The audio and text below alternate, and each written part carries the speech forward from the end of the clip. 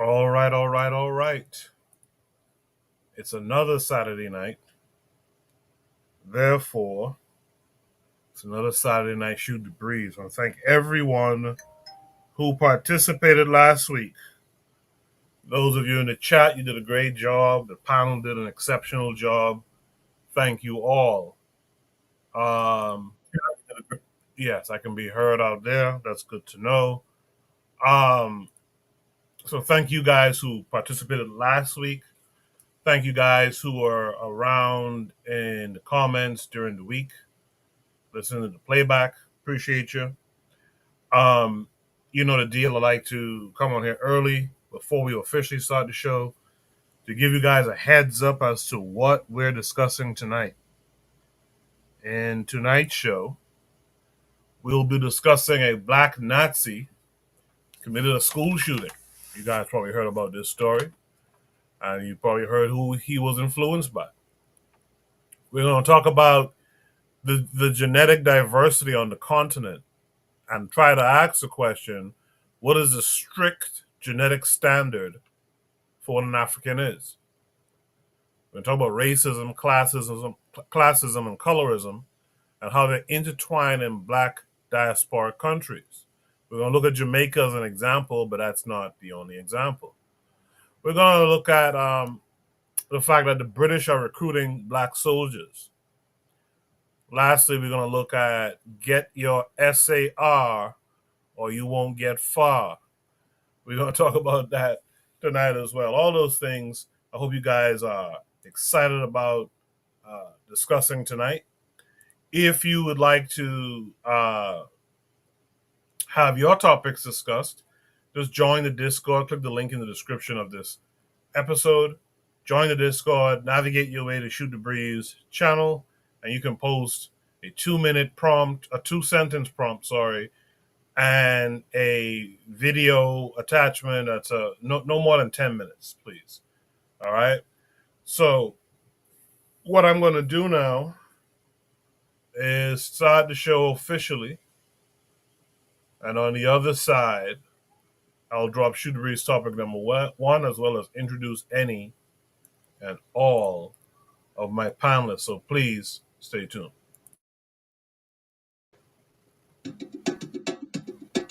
Hello there, dear listener. We hope you're enjoying this lovely discussion. If you're not already aware, this show is part of a podcast network called KWAZ Radio, a Pan-African nationalist and Garveyite network committed to showcasing the rich and varied thoughts of African people. We have an exciting lineup of shows that we think you'll enjoy, including the Bitter Medicine Podcast. I think black people require too much buy-in. Like, we constantly have to sell black people on things that are beneficial to black people. The Pro-Black Perspective Podcast. I'm fearful that our people are not really studying how to get ahead, and we're kind of, continually staying behind. The Harsh Reality Podcast. To me, it don't matter. I think people are so dumbed down, it wouldn't matter what you reveal to them. They still are in the matrix. They're in a simulation. They're going to keep doing what they did. They lemmings. So to me, it don't matter. The Learning Curve Podcast. Sexual access has never given you economic empowerment. The only person who has ever been economically empowered by a sexual relationship is the wasp and his woman. The Cathedral Cheek Show. When we start rising up to fight for our own, I guarantee you they'll stop doing what they're doing. I guarantee you they would have let their brother go. They was waiting to see what black folks was going to do. Brother Bakari Podcast. Black people love to claim folks that hate them, right?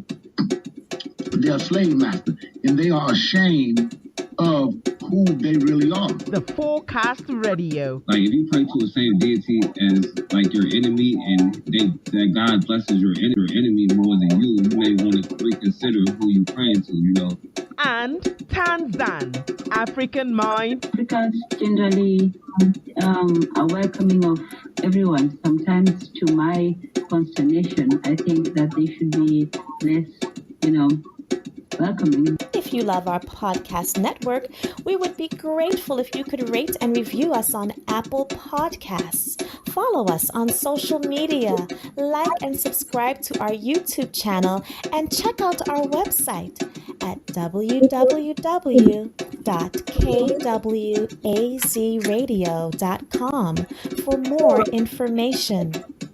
Thank you for tuning in. And now, back to the program. Yes, indeed. Back to the program. So right now I'm being joined by one of the panelists, one of the faithful panelists, that's Black Steel. Black Steel, how are you this week? I'm doing good, Coco. How about yourself? I'm doing good, man. Thanks for coming through. With that said, I see that Anthony McPhail is out there in the chat, hailing everyone up. Trigger Happy 262 Plus, all of the KWAZ radio people. Sister Raw's out there saying greetings, brother. Greetings, Idrin. Trigger Happy 262 Plus is out there as well. So peace to all of you for being here. Without further ado, let me drop Shoot the Breeze topic number 1 tonight. Shoot the Breeze topic number 1 says, a black Nazi committed a school shooting. Why are our youth being seduced by the alt-right? Before we get into it, let's welcome in Buana. Buana, how are you this week? Coco, can you hear me? Yes, sir. Oh, shout out to all the great brothers. Shout out to you, Black Steel, you, Coco. I hope you all are well. Yes, sir. I'm good. Thanks for coming. So Shoot the Breeze topic number 1. A black Nazi committed a school shooting. Why are our youth being seduced by the alt-right? This came with 2 attachments that's going to take us both times to YouTube. Let me make sure I'm sharing this. Okay, here we go. So this is the first of 2 videos. We'll watch it, and then we'll comment.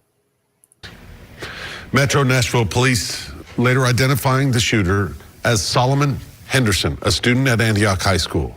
News Channel 5 investigative reporter Jennifer Krause has been working to learn more about him. Jennifer, what'd you find out? Well, Rory, we have a copy of what purports to be a manifesto that was posted on social media on an account that appears to belong to Henderson. This was posted shortly before the shootings, along with several photos which match the crime scene photos that we have seen. What is in here is extremely disturbing and chilling. It's horrifying. As you can see, it's thick. It's 51 pages long, filled with text as well as pictures. It starts with the title, "The West Has Fallen, Billions Must Die." He says, this book is dedicated to killing everyone I hate. Death to all unworthy men, traitors, and infiltrators. It appears that he was radicalized. He is heavily anti-Semitic in here, says death to Israel, blames Jews for so many things, that they are, quote, poisoning our culture and rap, that violence against Jews should happen. Retaliation and retribution for what they have stolen is legitimate and a good thing, he writes. There are many other racial and ethnic slurs in here. The N-word is used extensively throughout. But he says, I am ashamed to be black. He posts a flyer from the neo-Nazi hate group Goyim Defense League. That group, you may remember, was here in Nashville last summer holding demonstrations. Then he posts a series of questions and answers, such as, would killing random high schoolers save the white race or something? And he answers, yes, if they were people of color. He writes, are you a victim of bullying? He says, I can't remember a single instance of being bullied personally, but says the media and attention seekers will say that I was, and other BS, like he was just a quiet kid. He writes, why did you attack a school? He doesn't specifically answer that one, but then goes on to describe the various people who should be targeted. A long list of people, from presidents to journalists and children. Among the people who he says radicalized him, he cites Candace Owens and Nick Fuentes, a hard-right anti-Semitic pundit who you may remember was here in Nashville again for those neo-Nazi attacks. He writes, do you plan to survive the attack? He writes, I plan on going out as a hero by blowing my brains with my gun while live streaming. And this is particularly disturbing because we saw a video posted this morning on this same X account purportedly belonging to him that shows video labeled as a test. He includes a map of the school. Under the heading, My Gear, Weapons, and Clothing, there's a photo of the gun and cartridges that match the photos of the gun that were also posted on that same account shortly before the shootings. There's a photo of a lock-picking kit. He also pays tribute to people he modeled his attack after and lists half a dozen people who committed mass murders. And finally, he closes with what he calls final remarks. What's interesting is that these are dated November 18th of 2024, meaning he'd been thinking about this for a while. And he writes, I was so miserable, I wanted to kill myself. I just couldn't take any more. He includes a list of various social media accounts that he says were his. Many have now been suspended. At least one we found included a link to instructions on how to carry out a mass killing. Again, this appears to be his, but nothing specifically on any of the social media accounts or this says Solomon Henderson. Perhaps, though, because he includes a warning in here, Rory, that includes the words that say feds are cracking down. So never post your face, where you live, never post, and I mean any personal information about yourself whatsoever. I have, Carrie, reached out to Metro Police to ask them if they can confirm, acknowledge, or any comment to this, and I am waiting to hear back. So there's a second attachment that I stated that also takes us to YouTube. Make sure you guys can see. Yep, you can. We'll watch this and then we'll discuss both of them.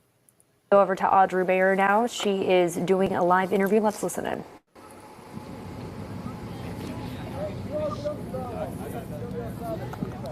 Kendall, Bob, I'm speaking with two students at the school and a parent, and I'm just going to recap what they have told me in the last few minutes. So one of the students told me she did know the person who was the shooter and who is now dead. And so can you just recap exactly what you told me and what you know about him? He was like a smart person, top of the class, quiet to himself, mostly. Yeah, and you said you had ROTC with him? We were at ROTC together, and yeah, he really didn't talk to anybody, but I would talk to him here and there, ask him how his day was going or something, then leave it alone, because like he really wasn't a talkative person. Yeah. And you said earlier that people were making jokes when you first heard about what was going on. Can you tell us again about that? Because nobody really thought it was serious at first until like the lockdown situation, and then when people actually started responding to the people posting about it, it was like, that's disrespectful and nobody should have to go through that. And you send your child to school to learn, not to be scared about who's going to come in, who's going to do this, that, and the third to us. And both of you said that you saw some pictures on social media of what happened. What was going through your mind when you saw what was happening online? It felt very like unreal to see people laying in the cafeteria and like people recording and hearing the gunshots and everything like that. It was just weird, in my opinion. And people making jokes about it. It was also kind of weird.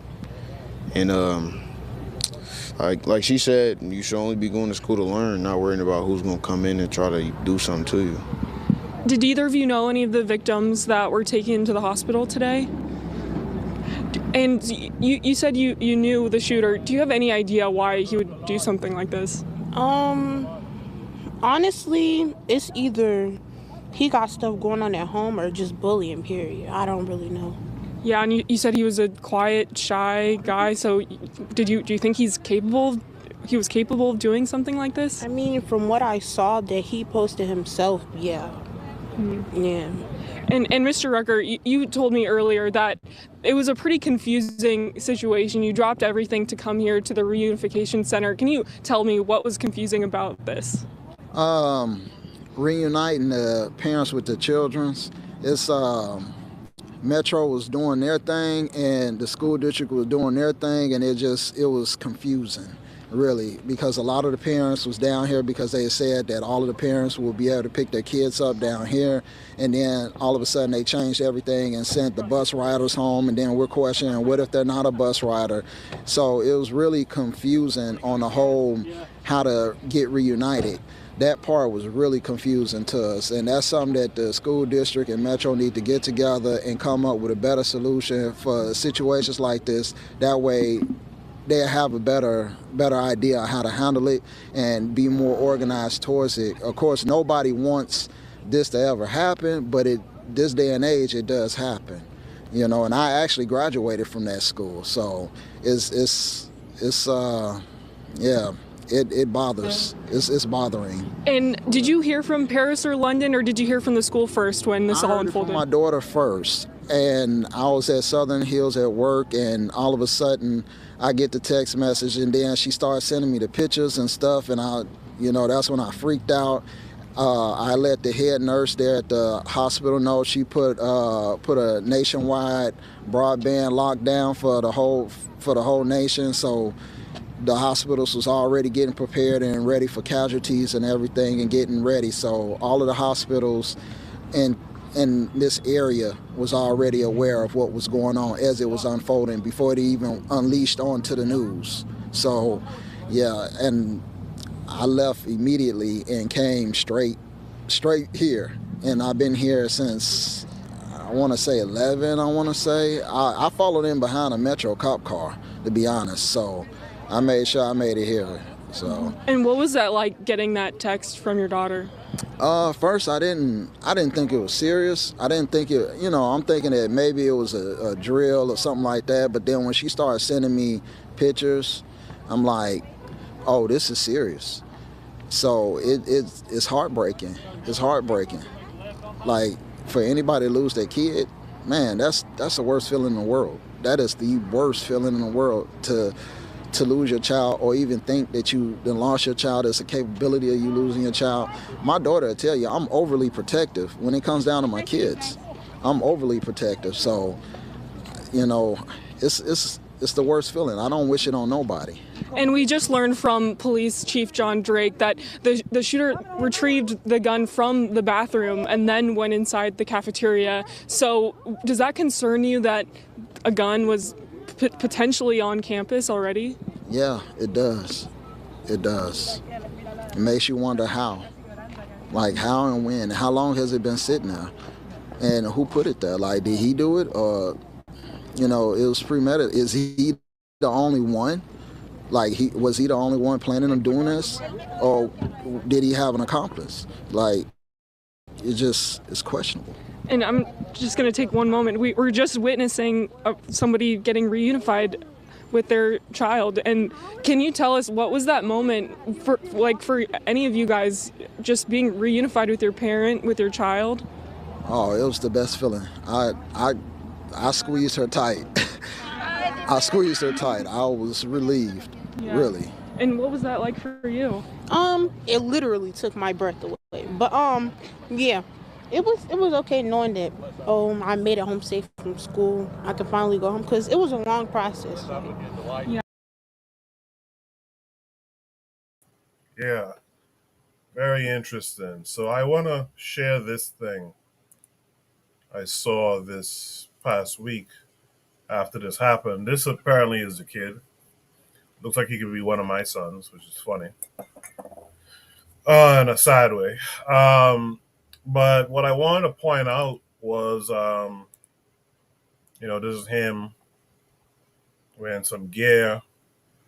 And I guess this is some logo or something he had in his manifesto. It says nigger cell, involuntary nigger.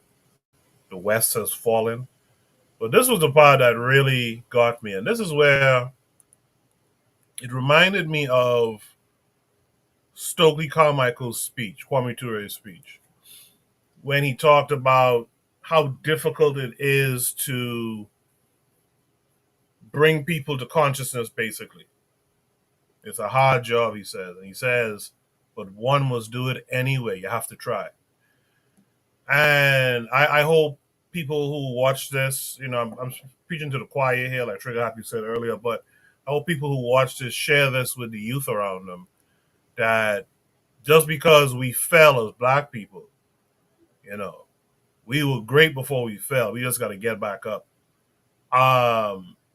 This is what he had to say, I guess, in his manifesto or something, as you can see on the screen. He says, "No lives matter. I'm ashamed to be black. I feel like shit being nigger. For anyone who wants to use calling me a coon, sellout, whitewash, Uncle Tom, Ruckus, blah, blah, blah, fuck off. Go back to your ass clapping, fat negress. It seems like I can never hear black people doing anything positive anymore. Niggas have to ruin shit. Niggas have to do what niggas do best. We should have protests at this moment. Aaliyah Ingram, mudshot girl with single mother, absent nigga father." Then he posts a link to something on Google. Then he says, "So I have no intention of being a poster boy for the nigga community because I'm smarter than most of them. And it gives me migraines to think that all the general black community can do at this point is race bait, sell drugs, kill for petty to no reason, shoot hoops, beat people up, eat fried chicken all the time, embrace a stereotype and saying we was kings. When the speakers of this shitty community include the faggot Ghazi Kodzo and the Jamar Clark Jaja didn't do nothing crowd, and when more and more black people are becoming social justice warriors and teaching about quote-unquote white privilege in universities instead of taking responsibility for their own fucking actions and solving the real problem. As someone wanting to be normal and fit in, niggas hate me. Brown people hate me. Women hate me. Paul hates me to an extent, and I just want to cry in a corner in my bedroom like a faggot, knowing this shit is happening and it influences my quote-unquote people that have a terrible influence on my childhood and school life, ruin it for the sake of, and it gets cut off there. But this is why you got to check in with your kids, man. And this is not just the men who have to check in, but the women have to check in too. Women are the first teachers. What was this kid taught? Where was the men around him to speak life into this kid, man? Speak confidence and such. It's a shame. It's an absolute shame that a kid went to be 17 years old, goes into school, guns down two people, and turns the gun on himself. And in other reports, the guy was influenced. I think the last video said that Hispanic fella and Candace Owens. These are the people that inspire these guys. I don't know if Candace Owens made a statement about it yet or not. If you guys know about it, let me know. But before we get to the panelists on their thoughts, let me just touch on a couple of things in the chat. Trigger Happy said, all of the tribalist groups we have online are probably an introduction or pipeline to things like this. I'm going to talk about that a little bit more in a second. Trigger says, also, even though I'm preaching to the choir and saying the obvious, this is how you know intelligence agencies in America are useless, or not even useless. They either encourage this or allow this. Apparently, the shooter is part of a group or network. Cheryl says, greetings. Athrazer is out. He said, this motherfucker is complaining that the process isn't organized enough. He's talking about one of the parents who was there talking. Kofi was in the chat saying simply horrible. Cheryl says, apparently the kid hated his blackness and went on rants about how he hated black people and he wished he was white. Provide Triggers is out there saying good evening to all of us. Good evening to you too, my dear. Athrazer says, good to be amongst the living. Good to be amongst you guys. Well, thanks for coming out and hanging with us.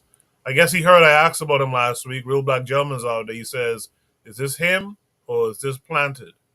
Thanks for being here, Real Black Gentleman. Cheryl says, honestly, I got to ask, where are his parents from? That's an interesting question. Trigger Ivy 262 Plus says he mentioned, too, that he was son to Hebrew Israelites. Yeah, I did see that. So that's a few of the comments from the chat. Let me hear from my panelists. First, let me welcome in Kofi this week. Kofi, how are you? I'm doing good. You can hear me? Yes, sir. Loud and clear. Kofi, I'll start with you. Kofi, What say you to this whole story? I mean, this was very, very disheartening. Someone said something. I mean, it doesn't matter where he's from. He's a black child. But this goes to show you that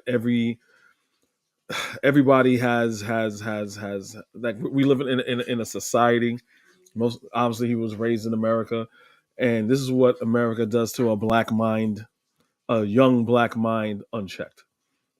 Especially when you don't check in on your kids, especially if you go into a predominantly white school or you go into a mixed area or anything like that. And I'm gonna share two stories on when I was growing up when I first came to this country back in the day. You guys, we were probably all the same age. You have they used to have, I probably told the story before. They used to have a Miss Butterworth commercial where it's a syrup bottle shape of a white woman eating pancakes. She comes alive, yada yada yada yada. It used to come on all the time. And I only know this story because my mother used to remind me of this story. I'm looking at it. It's the white boy, blonde hair, blue eyes, eating pancakes, talking to Miss Butterworth and everything. This is back in the days when you had the big, huge TV that sat on the floor, right? A big Zenith TV. And my mother said, I came up to her and I said, Mommy. She was like, what? She's like, I don't like my nose. I don't like my hair. I want different nose and hair. And I don't like my eyes. And then my mother realized that I was looking at the TV. My mother grabbed me and said, there is nothing wrong with you. There's nothing wrong with your nose. There's nothing wrong with your hair. You are a beautiful black boy. There's nothing wrong with you. You need to take pride in yourself. You're beautiful. You come from me. You're a beautiful boy. Right. And I'll never forget that of my mother. When I think I must have been probably like 10. Probably like 10, but I'll never forget that. And she instilled that black pride and pride within me, no matter how I look like, right? Never to look on my phenotypically African features and say that, well, I don't like it. I used to live in Massachusetts and it was a predominantly white school. My daughter used to come home on the bus. I used to not work that far. My wife called me and she was like, you need to come home. I was like, what happened? She's like, your daughter came off the school bus and said that she don't like her hair. She want long blonde hair. So I dropped what I was doing and I came home and I spoke to my daughter because she felt some type of way. She didn't feel, well, you know what? I'm the only one, the beautiful black girl here with my natural hair and my black hair that stands upright like a crown. She didn't see herself like that. So I had to instill that black African pride within her that she is special. All the children are special, yes, but you are especially special because you're the mother of all of them. And I just had to explain all these positive things about her so she could feel special and not special. I'm saying all to say that we don't have parents that's probably instilling these kind of concepts and pride within their children. We have children probably walking around feeling that way, consciously or unconsciously. Obviously, this kid was feeling this, was very conscious and feeling inadequate about his blackness. And it was nothing there. There's gonna be nothing there in society. Even you have the internet and where you could pretty much find whatever you want. But he fell in a rabbit hole of anti-blackness and Nazism and all this and far right-wing nonsense. No one checked up on him. No one instilled that black pride within him. And I think that was the problem. So whoever was raising him, I know they're feeling it right now. I don't know we don't know who they're from or where they're from. We don't know if they're a bunch of Uncle Toms or Candace Owens type people. We don't know. But at least we know that they wish they spoke to him and had some type of control and still some type of pride.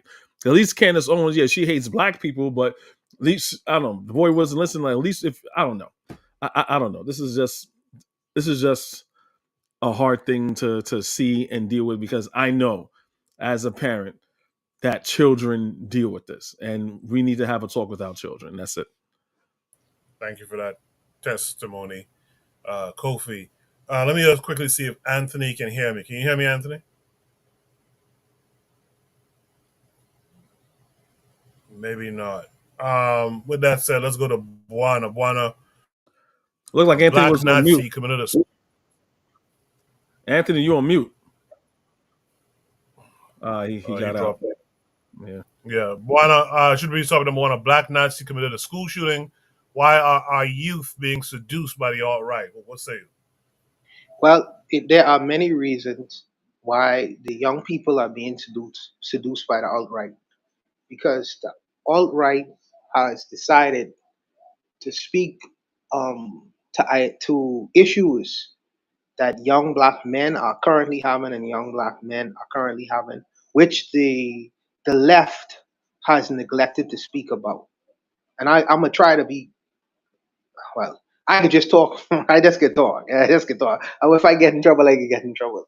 So the left has not focused on issues dealing with the majority of young people. Especially in popular sites and popular people. They have mainly focused on things like gender rights, um, LGBT issues, um, issues dealing primarily with females, and that's not necessarily addressing young men, and what's going on with young men. It seems like the left has ignored young men, in particular young black men. So it's unfortunate because the white society has done the same thing with their men as well. So they feel neglected. One of the biggest movements online is I can't remember the name of the people who don't have sex. They voluntarily don't have sex. I can't remember the term for it, but they became extremely popular It's online. called incels. Incels.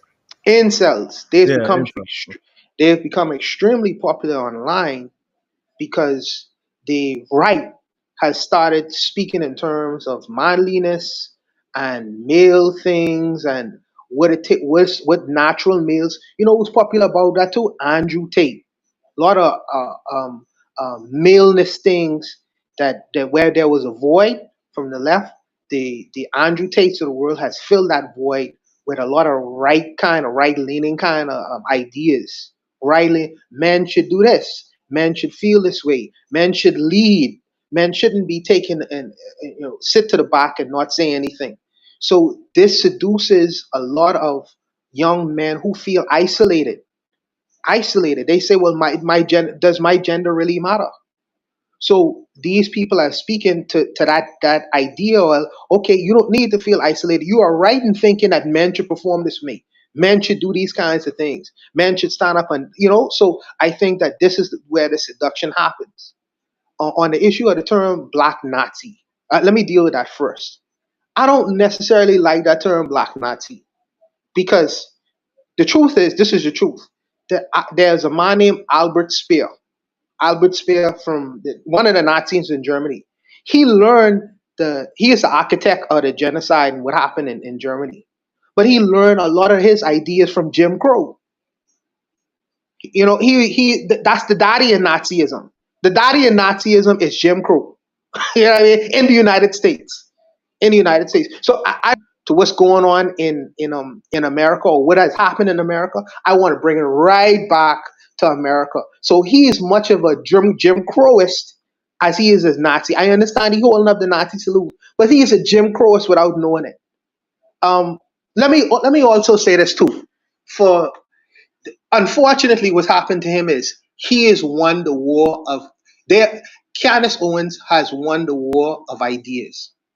And I spoke to this last week, where my job, or brothers and sisters who are a little bit more informed, is supposed to sell the Negro to himself. This is what Marcus Garvey is trying to do. Sell the Negro to himself. There are many of us, whether we in America, coming from America, or coming from other countries, we have very negative ideas about blackness, but in particular the black man, but blackness. Because we live in the Western world. And in the Western world, you are conditioned in a way, to think that the Negro have no brain. He doesn't have the ability to think for himself. He doesn't have the ability to act on his own. He doesn't have the ability to make good decisions on his own. He must have that European coming in to dictate to him how he should think, what he should think, to be critical on all manner of different kinds of things. Okay? So our job is to sell the Negro to himself, back to himself, to say, no, no, no, no, no. That's conditioning. Here's the right way to look at the world. See, the reality is a black man who is a white ethno-nationalist, white ethno-American nationalist, ultimately the conclusion is to commit suicide. Is to kill yourself. I mean, you could kill you won't harm other people. Let me not say kill, unalive yourself. You are you of course you want to harm and you disparage other non-black people, but when you look in the mirror, ultimately your ultimate decision gonna be to unalive yourself. Because when you look in the mirror, you see something you hate the most and you're most critical of. So this is the conclusion to my FBA brethren out there. This is the conclusion. This is the ultimate conclusion to being a black man who's a white ethno-nationalist. To out yourself. To out yourself. You know, and it's unfortunate. I really wish he'd have come across the Bitter Medicine podcast. Because like I say, Candace Owens, she won the ideological war in selling the white man instead of the black man for this young particular man. She won the war of selling the white man as says there's something going on in the background. I don't know. Could you all cut the mic, please? Whatever that is in the background. Ultimately, she won that war. She won that ideological war because we are in a war, not only a physical one, but we are in a war for ideas as well, especially with the young people. And you have to be able to sell the Negro to himself. You have to convince him that he is better than he think he is. You have to convince him, and that's very difficult, especially when people have been conditioned in the same way. It's hard. It's hard. You know what I mean? And I get criticism from all fronts. But I have rhinoceros skin now. I don't even care no more because I understand. This is a young man.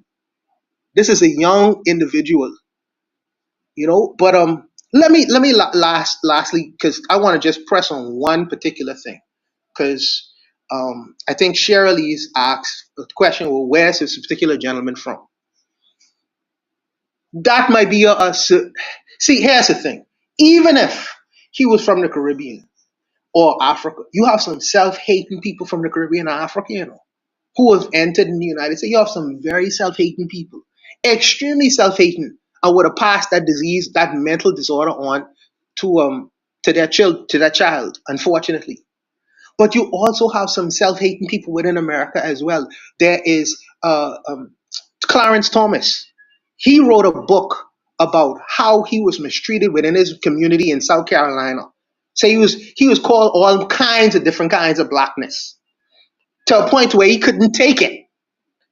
And when you see him on the Supreme Court today, this is the ultimate conclusion of him being teased, disparaged, and mistreated within his own political circle, within his black community in the United States as well. There are self-hating people within your community too. You know, and you see manifestations of these things all over. Like I say, I think it is unfortunate what happened to the young man. I really wish he'd have just happened to glaze and pass over our show so we could challenge some of the ideas in his head. Because if you imagine a young boy who only think blackness is something to be disparaged and disdained, imagine and him having no alternative thinking in his mind. I wish I had the ability to present an alternative view for him. And that might have prohibited him and stop him from committing the act that he would have committed. Because this is our job to sell the Negro to himself. I'll stop. I on a rant. I'll stop, man. I'll stop.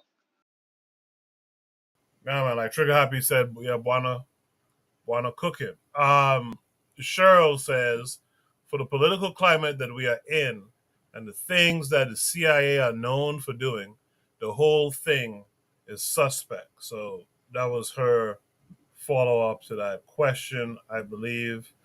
Again, though, Shoot the Breeze topic number 1 says a black Nazi committed a school shooting. Why are youth being seduced by the alt-right? That brings us to Black Steel. Black Steel Take your time and express all your thoughts. Go ahead. Well, there's a couple things I want to say about this situation. First of all, everyone rightly mentioned somebody mentioned that he was raised in a household of Hebrew Israelites. But one thing they didn't mention is he was abused. So this is another part of his manifesto. He says, "My mom has been abusing me for as long as I can remember. When I was 7 or 9, she put a gun to my head saying she could take me out. When I was in elementary, I was beaten for not reading enough books by being punched in my stomach, putting my face in the ground like a dog. The saddest part, I told my dad he didn't care and didn't do anything. He just sat pretending like nothing was happening. His excuse was my mother had baby daddies and her boyfriend used to beat her. What you experienced is nothing compared to me. What fucking retarded logic is that? I'm done with black people. It's a fucking cycle and I'm fucking leaving it. It's not a job to care for your kids if you knew you were old and unfit to be a parent. You should never have had children." Um, so whenever these type of things happen, especially because majority of shooters is white boys, we don't tend to investigate or go further and go deeper.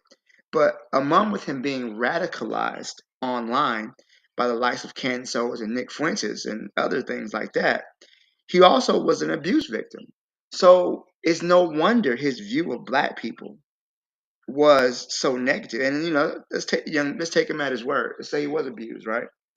It's not too much of a leap of logic to believe that if my own mother, the person who carried me for 9 months and supposed to love me and treat me like this, he internalizes that. And he's saying, now I must really be worthless. So there's a large network. And like Juana said, this is ultimately the end goal of um, this whole ideology, this whole internalized self-hating ideology. The end goal is that you kill yourself. That is what they're filling the media with. And to a certain degree, black people have always been taught to hate themselves, right? But mentally, we've been resilient. We've often um, been able to build support networks within our communities. Even if people aren't related to us, we still feel a connection to another black person. Um, we have a term, you see a woman that's auntie, you see a man that's uncle, you see a older kid that's big bro, a little bro. But I noticed that much of these networks that we created to sustain ourselves, especially during our oppression, during slavery, during Jim Crow, these things have become eroded over time. And also understand that we're under attack. And much of the attacks being done by the alphabet boys, CIA, FBI, they're responsible for a lot of misinformation that is being put out there. And I understand that to a degree. Another thing is that this boy, was in contact with another mass shooter. So there was another mass shooter of as a white girl who went on a killing spree in some private school. Apparently, they knew each other. So this was something that we have to be careful because there's an entire network out there that are radicalizing young people. He mentioned Candace Owens. This is like the second or third person who's mentioned that Candace Owens inspired them, right? How is this woman who's responsible for multiple mass killings, just her words alone have had at least kill at least 100 people at this point? I know she's recently was deplatformed from one conservative site. Now she got a thing she's doing on Rumble. But just her words alone have caused multiple black people, especially young black people who are hearing this. What is it that we're not doing with our culture? What I've realized is that African people, not just black Americans, but African people worldwide, we have low racial esteem, right? And it's very bad to where our low racial esteem is such that we think we're not good and we don't deserve anything good. We hear people say, "Oh, you only know what the white man taught you," right? It's black people's fault that our conditions are the way we were. And some people hear this and they really believe it. They really believe it. And he was at a majority black school. I think most of the kids, it was in Nashville, Tennessee. So the school he went to was a majority black school. And he managed to internalize every negative thing about black people, right? And he used it, he turned it, and he wanted to exact whatever type of sick revenge he felt was necessary. I say all to say was that we have to be constantly in these kids' faces, right?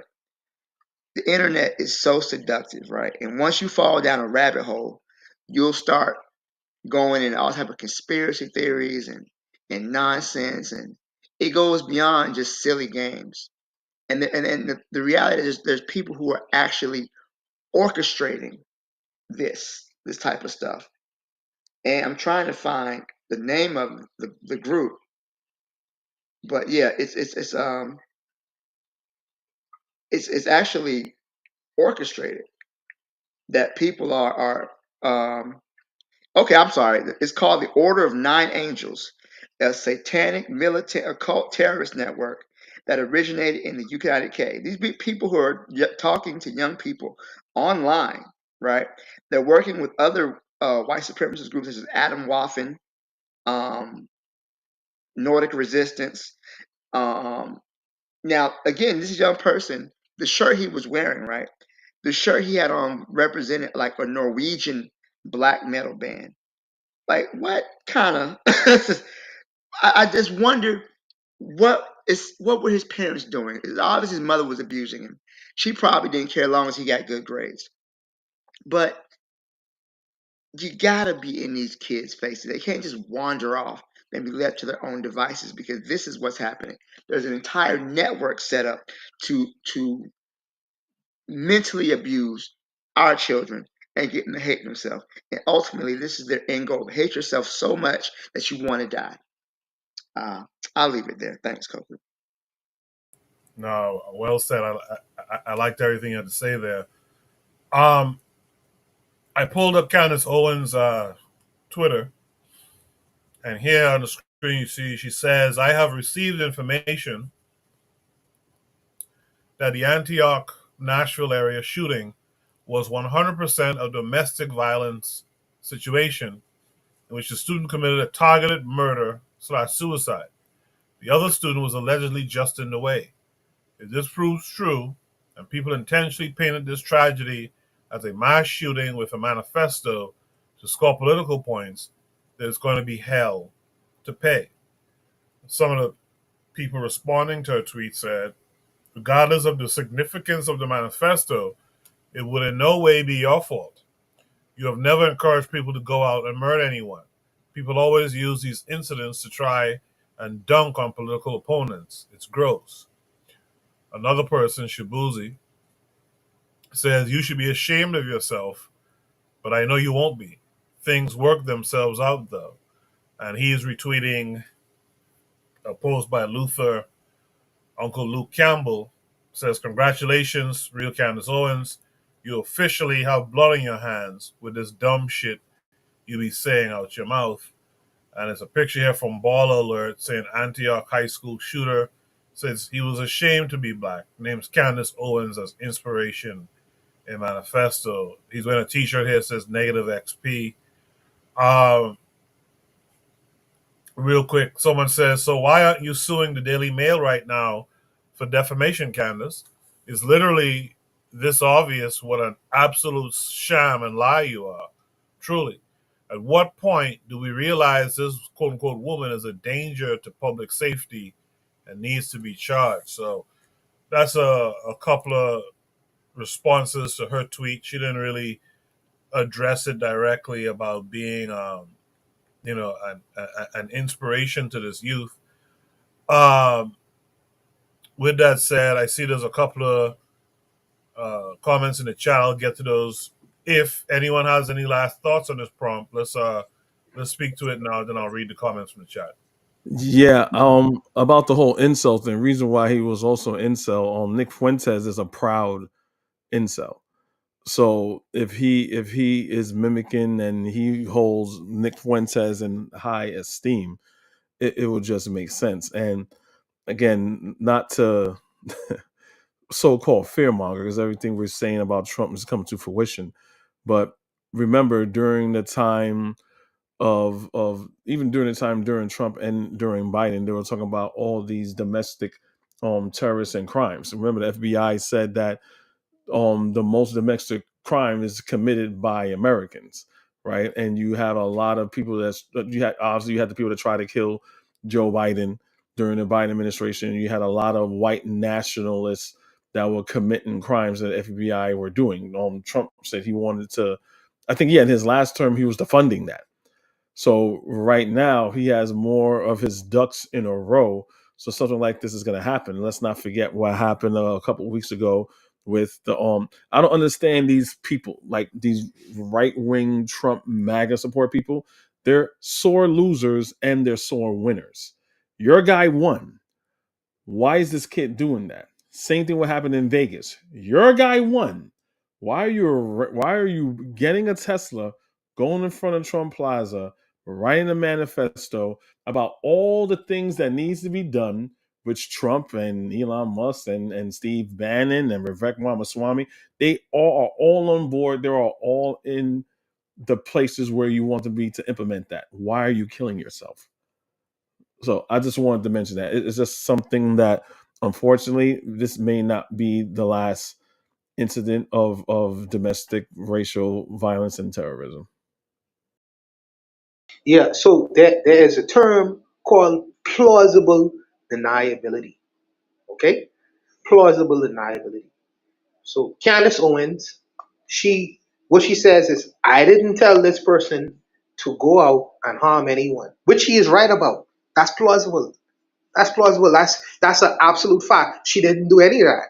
What Candace Owens did was she created a platform where she gets the gun, she points the gun at a specific group of people or a person, she cocks the trigger in her rhetoric, and she puts it in the hand of a true believer.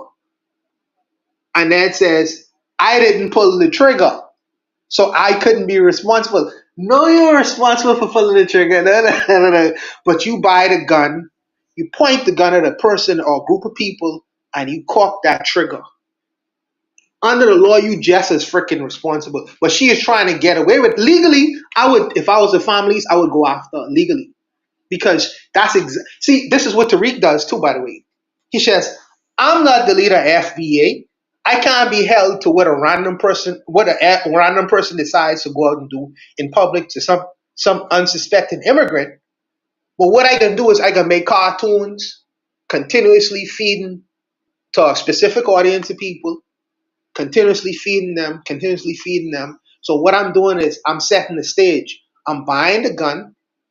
I'm pointing it at a specific group of people, tethers, immigrants, and I'm cocking the trigger. Yeah, they brought AIDS to America. Yeah, they bring gangs to America. Yeah, they trying to undermine us. All these things, all you doing is pulling bullets in the gun and cocking the trigger and directing it at someone.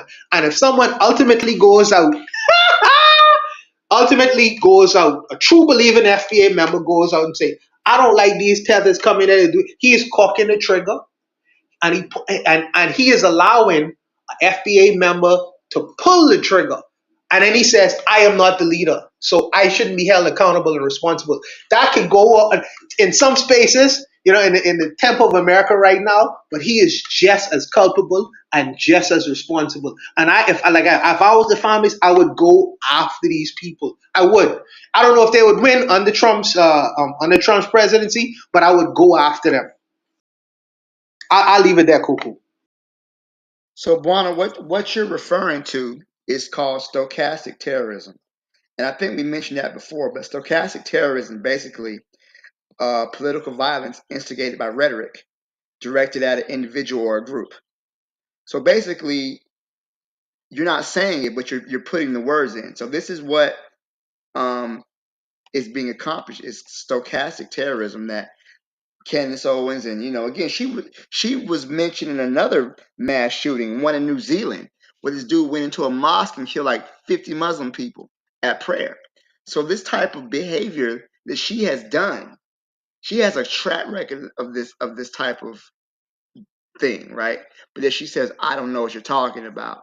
I was, like she's just a complete innocent victim in all this. But yeah, that's a very good definition of stochastic terrorism you gave us without even actually saying the word. Hey, Black Seal, I guess I owed it to the white man because he thought about it, calling the term stochastic. He just I must be getting it from him. I get it from him. Well, he just applied a word, so he just gave something a name that we'd already known about for forever, right? You can fighting words. You can incite people to violence many times, and this is what we see happening within the community, just like with the incel community, right? Is the failure, first of all, I believe it's on the parents, and I also would say it's on the community, because who was looking out for him the way he would feel this way about his own people is something that, to me, what are we doing? What's happening with this young person to where they feel that a black person should be treated in this way, and this is okay, and that this is completely understandable, and we don't even know the identity of the person he killed. But seeing as a majority black school, I bet money it was a black girl he killed. They said it was a girl he killed. I wouldn't be surprised, and that could very well stem from the hatred he had not for just for himself, but for his own mother as well, probably due to her abuse. All right, so I'll stop there. Appreciate that, gentlemen. In the chat, Cheryl says, the more I hear, the more I think CIA played a role. Provide triggers for evolution, says, I believe. She says, I believe that Candace's platform was demonetized. However, with Trump in office now, her YouTube platform with millions of followers has resumed monetization. Trigger Happy 262 Plus says, parents have to monitor their children, dig deep into their thinking. Individualism is the death of black people. It's always every man for themselves, even your own children. Cheryl says, politics, politics, politics. This is why black people can't keep saying they want to avoid politics. RBG, Real Black Gentleman, says, no one in his life can corroborate these sentiments, or is this all drawn from electronic sources? I think he wrote a lot of this stuff and had it printed, and I'm sure they probably scraped the internet or his internet to see what he was doing online. Cheryl said this is oppy as hell. Real Black Gentleman says it's awful if it happened as it apparently looks, but the language seems a bit too seamless. Lastly, Cheryl says white media failed to persuade the public that the New Orleans shooter was black, and poof, out pops the black mass shooter. Come on, Cheryl has a good point there. Yeah, she has a good point there. All right, that was a good discussion. KW Don 7 the other day, he says Dylan Roof was radicalized by Jared Taylor's American Renaissance website information. Didn't know that. That's interesting. That's funny. I didn't even hear his name brought up. That's interesting. Good discussion. Let's go to Shoot the Breeze topic number 2, though. Shoot the Breeze topic number 2 says, what is the strict genetic standard for what an African is? What defines African on a strict genetic basis, and how homogeneous or consistent is this standard? This came with a link that's going to take us to YouTube. This is a video titled African Genetics, Everything You Need to Know, featuring Soy Keda. I was given a timestamp. Let me see if I can get it back.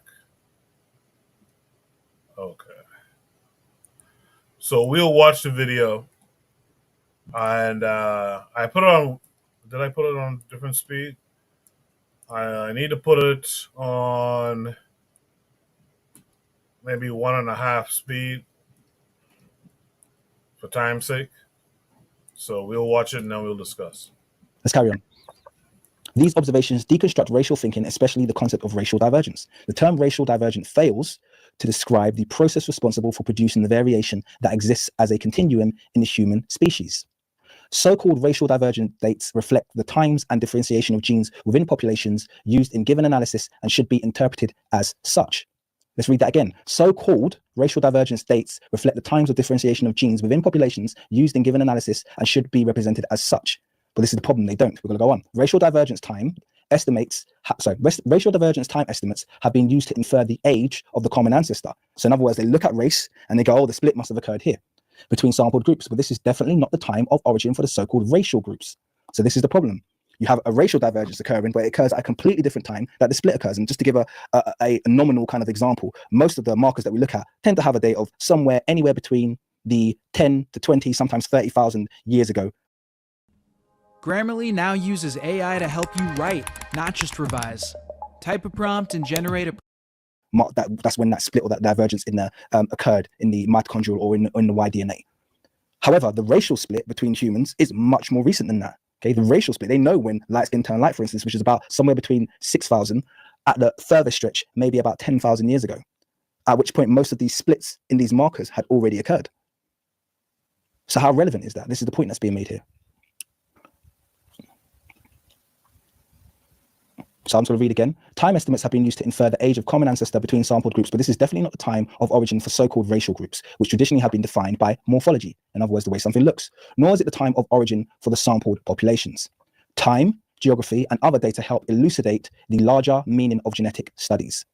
Now, pay attention to the next sentence. A date of 156,000 years ago has been suggested by Goldstein in 1995 for the separation of African from non-African populations. So Goldstein has said about 156,000 years ago, that's when Africa split from the rest of the world. Okay, bear with me. Given that there is no fossil evidence for modern humans anywhere at 150,000 years ago, except in Africa. So we have the only samples we have for modern humans are in Africa 150,000 years ago. You have nothing older than that outside of Africa in terms of modern humans. This does not represent an African/non-African split. So you're suggesting the split, but the split is nothing to do with people being African or non-African, because all human beings, according to the fossil record, were still in Africa during this time. This date is actually an estimate of the initial genetic divergence that occurred within the continent of Africa among our modern human ancestors. Within the continent of Africa among our modern human ancestors. So modern humans began to genetically split and show this variance all on the African continent. And this stayed the same for several thousands of years. And even as groups left the African continent, the ones that remained on the African continent continued to split, which is why you have this massive amount of genetic diversity on the African continent. We're talking about by several factors in comparison to the rest of the world. I always stress the point that Nigeria, a single nation, has more genetic diversity than the entirety of the European continent. This is known. This is a fact. And that's by several factors also. After the expansion of modern humans out of Africa, subsets of the resultant genetic variation, were distributed throughout the continents. So for instance, the normal perception, or at least the current perception, is that if people are even going to accept that the split occurred in Africa, then they also would like to think that the entire group of people with that split, let's make up a split and call it the EUR marker, okay? That only Europeans have. In their world, everyone carrying that marker all got up one day and said, hey, let's leave. And all 5,000 of them, wait, only EUR people. So they all 5,000 of these people got their genetic testing kits out. They made sure that they were the only EUR marker carriers, and they all left simultaneously together, leaving no EUR marker carriers on the African continent and moving into Europe. So that's possibility number one. Okay, so possibility number one is that they all left together and they made sure they left no one. Now, obviously, you know that that's an impossibility. So what's the other possibility that they're proposing? The other possibility that they're proposing is that, no, we left with an African marker. Okay, so we left as E carriers, but then when we got to Europe, we evolved and we created this new split and we became EUR. But the problem with that is, if that was the way it happened, i.e. if you left with the African markers and then you evolved to become these new Europeans, yeah, if that was the case, then what happened to all of your original African markers? Did you once again take DNA tests of everyone and hunt down all of the original African marker carriers? What happened to the original African markers that you left the African continent with? You can see both of these scenarios do not give you a satisfactory outcome. Okay, the only satisfactory outcome you have is that those splits in the haplogroups occurred on the African continent, and some people left and some people stayed. That's logical. That's just logical. The ones that left or stayed aren't more or less African, this, that, and the other. It's just they just left. Okay, it's very, very simple. All right, let's carry on. This date is actually an estimate of the initial genetic divergence that occurred within the African continent among our modern human ancestors. After the expansion of modern humans out of Africa, subsets of the resulting genetic variation were distributed throughout the continents. Most genetic variants observed outside of Africa are also found within Africa at various frequencies. And here's the important part, guys, and are of indigenous origin. Oops, let me just hide that comment because I just realized you can't see it. How come no one told me that? Normally you guys are like, King, you're covering up. Oh, I'm trying to find this thing. Where's it? There we go. Okay. So here we go. Most genetic variants observed outside of Africa are also found within Africa at various frequencies and are of African origin. Okay, so just to be clear, guys, bear that in mind next time you get your genetic taste and it comes back and they say you're 60% this and 50% that. They're just doing that based on modern populations. Okay, modern populations who happen to have certain markers at certain frequencies. It could be it's very possible you could not have any admixture of any of those populations. Just bear that in mind. Okay, you could have a different variant or an African variant or a different indigenous variant of a certain marker. Here's how the average man's life would change if he used pi for 5 days straight. Day 1, he would... This clearly indicates that Africans are not monomorphic. Northern African genetics, when this information is considered carefully with paleontological data, would not seem to be explicable as simply hybrids or lost Eurasians. A different perspective having more explanatory power and consistent with the available data is that Northern and Horn of Africa populations constitute gradients of differentiation largely reflective of African biohistorical processes. Now, this is the only point where I have slight difference. I agree with him in the sense of the Horn, but I don't agree in the sense of Northern Africa because the historical record is so rife with information about, obviously, the Circassian Caucasian slave trades, and also the historical record of what the phenotype of Northern Africans was before these things took place, and obviously the different occupation events of North Africa. I do agree with the Horn, but I don't agree with North Africa. I think they are hybrids. But that being said, there's still an element of what's being said here is that essentially, yes, there could have been, in this case, a back migration, which I think this is one of the only cases where it's supported with the historical record. But there's also a possibility that they are a remnant of the internal, or some of those markers are a remnant of the internal variation that took place before it left the continent. I think that's the point that's being made. I just have difference with just because I think there's strong historical evidence to support that in this case, North Africa, we have evidence of a back migration from Europe. The data of Tishkoff and al. Are best interpreted as suggesting that a model of in situ evolutionary differentiation explains the bulk of variation in Africa. Okay, in situ, that means in place, evolutionary differentiation explains the bulk of variation in Africa, not back migrations. Okay. It happened in situ and then it left, which includes super-Saharan, Saharan, and sub-Saharan regions. And bear in mind, those are regions, not races. We never speak of sub-Saharan Africa as a race. Okay, if you want to use that term, use it correctly as a region. That includes the Sahel and south of the Sahel. Okay, Saharan being across the Sahara. Okay, and super-Saharan being the Maghreb region. Markers from mitochondrial DNA and Y chromosome, which define maternal and paternal lineages, respectively, also reveal significant differentiation of ancestral African populations. Which, you think about this is going to be the case because, once again, African populations are so basal. And if basal being old, and if they continued to obviously integrate with one another as they were splitting, this is where all of that differentiation of the ancestral populations comes from. But it's all domestic. It all occurred on the African continent. This is why they're so broadly genetically diverse in comparison to the rest of the world, because the rest of the world left in small groups with consistent migrations and, consistent small migrations out of the African continent, whereas the ones who remained continued to move around the African continent and carried all of that diversity within the continent. Another likely example of internal differentiation within Africa is to be found in the unusual genetic makeup of the Khoisan, a Southern African population with a high frequency of purported Asian alleles. This is really important. Cavalli Sforza.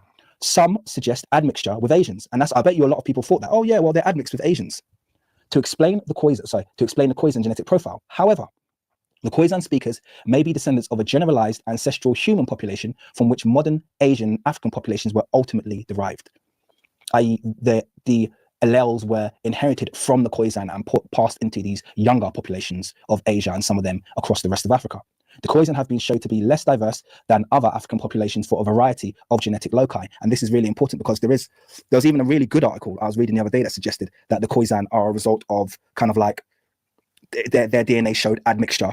But it was coming from this, once again, this perspective that because they showed certain markers, that they must have inherited those markers as a result of a what? Back migration.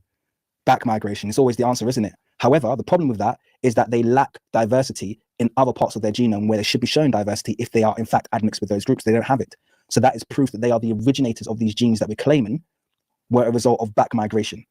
Let me know if you guys are still with me. I've been talking loads, 254 in the house. Can everyone just type, well, if you're following me and you'll find this useful, type a one in the chat. Let me know.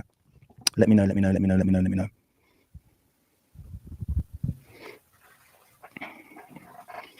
Brilliant. Good. Excellent. Get some good feedback. I'm really enjoying this, and I've gone much longer than I thought I would, but we're going to get to the end of this paper soon. So, the Khoisan have been shown to be less diverse than other African populations for a variety of genetic loci. Thank you for the ones, guys. Much appreciated. This may be due to two reasons: historical isolation and a smaller effective population size. The Khoisan have historically remained relatively isolated from other African populations due to cultural and linguistic differences. And relatively must be stressed here because Khoisan have mixed or intermixed heavily with the Nguni people, notably the Xhosa people of South Africa. They have, and even the Zulu, they have the three kind of like major groups of Southern Africa have got intensive overlap in the genetic region. So I will say relatively isolated in terms of outside of that, not much intermixture with other groups. Also, the smaller effective population size is likely the result of hunter-gatherer culture of the Khoisan.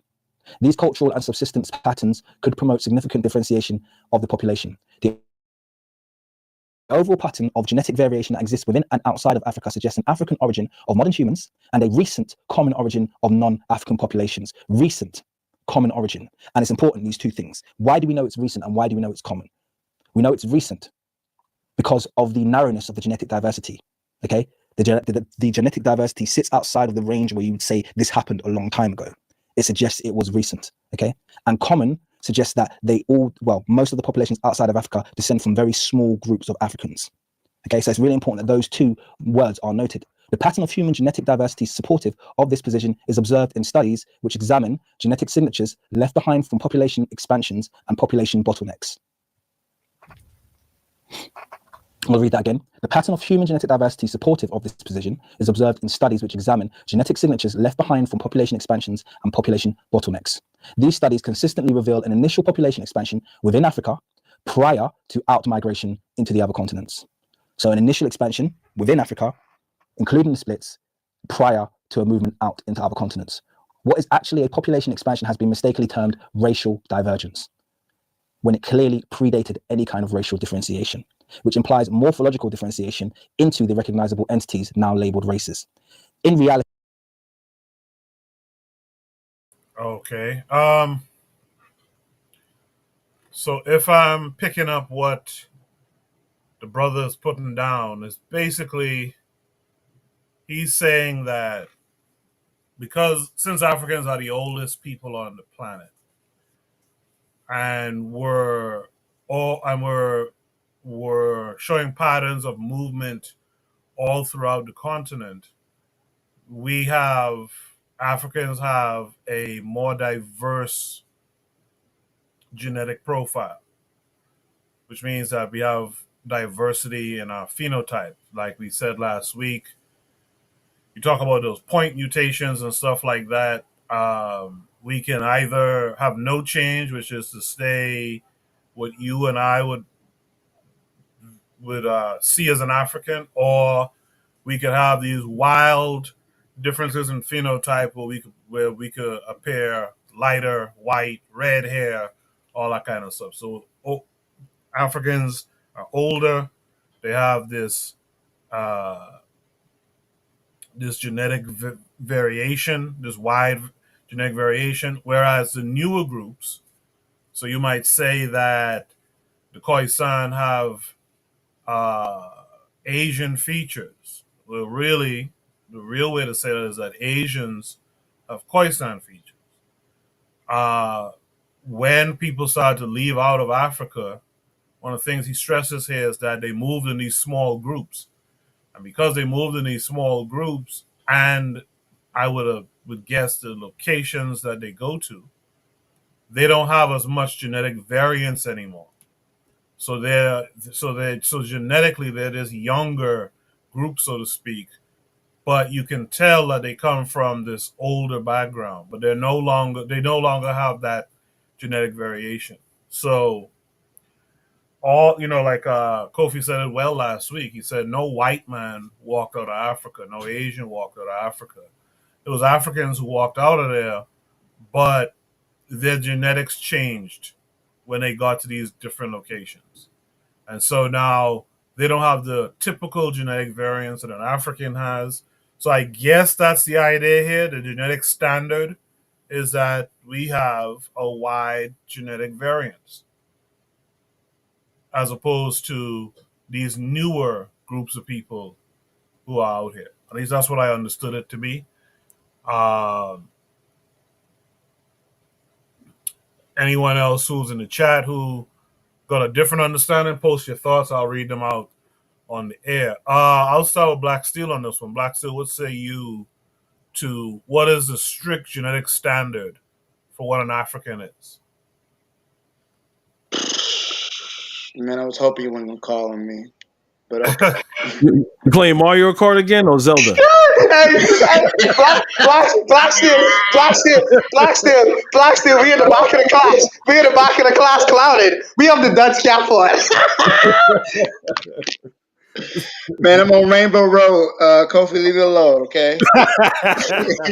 My favorite board. I love Rainbow Rainbow Road. Road.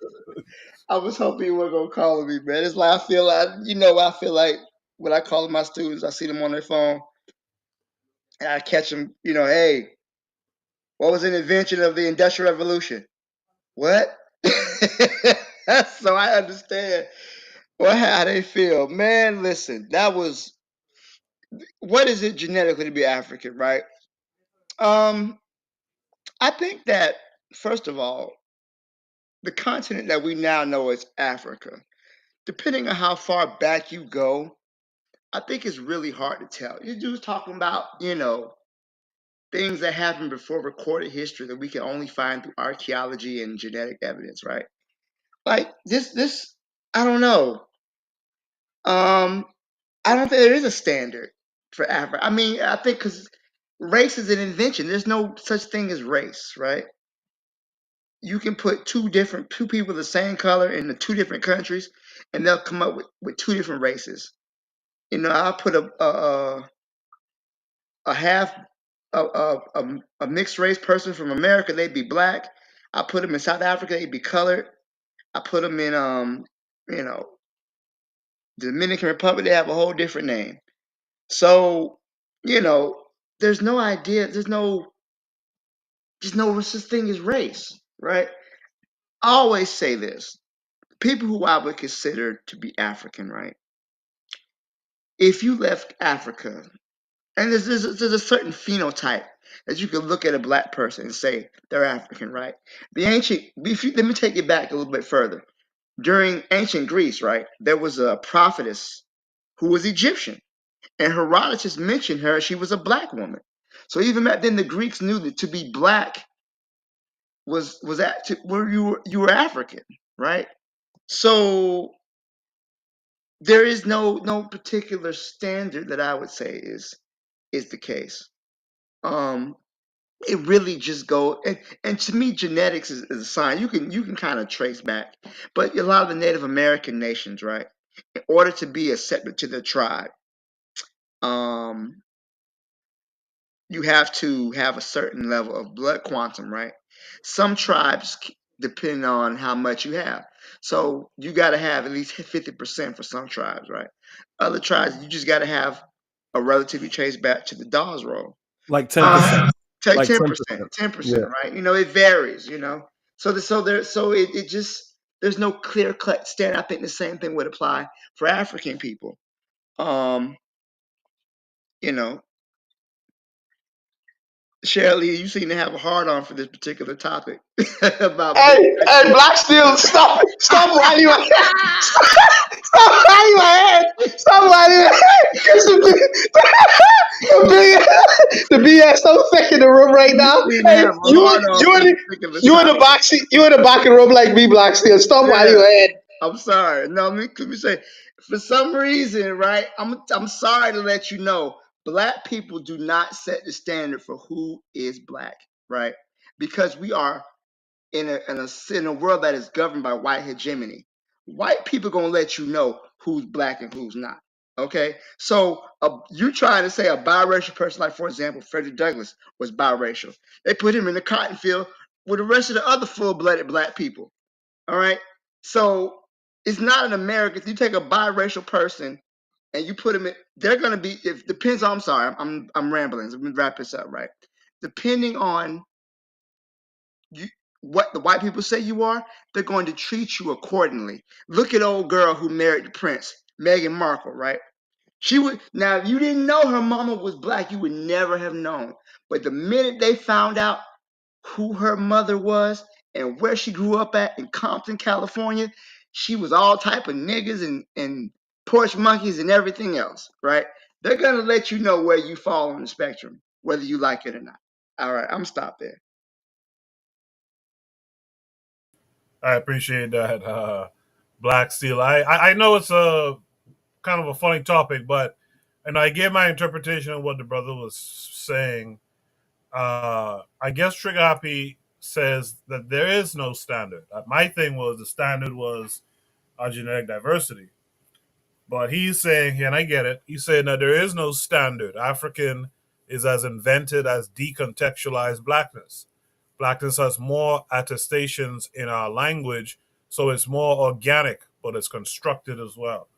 Okay, yeah. So with that said, let's hear from Buana. Buana, what's it? First of all, let me say this. Let me just say this. Koku is a brilliant MFer. He's a brilliant MFer because I don't know if you all know this, but he translated this stuff in a way that was digestible for me. And I am, and I'm proud to say it, I am illiterate when it comes to genetics. This discussion, I am, me and Black still in this, we in the back of the class, clouded, because I don't know, I would be copying, I would ask Koku for his notes to copy off him in the test because I don't know what they lost me at allele. With that term, allele, they lost me at that. So I'm happy that the brother was able to at least give me some idea of what we talking about in the room because this is absolutely not my lane. I see Kofi and Blacks and Cheryl Ease and Trigger Happy trumping at the bits with the discussion, but this is way out of my lane. So for what I understand, and I'm like I say, it's very elementary. Koku say that there is variance in the black world because originally we are the first.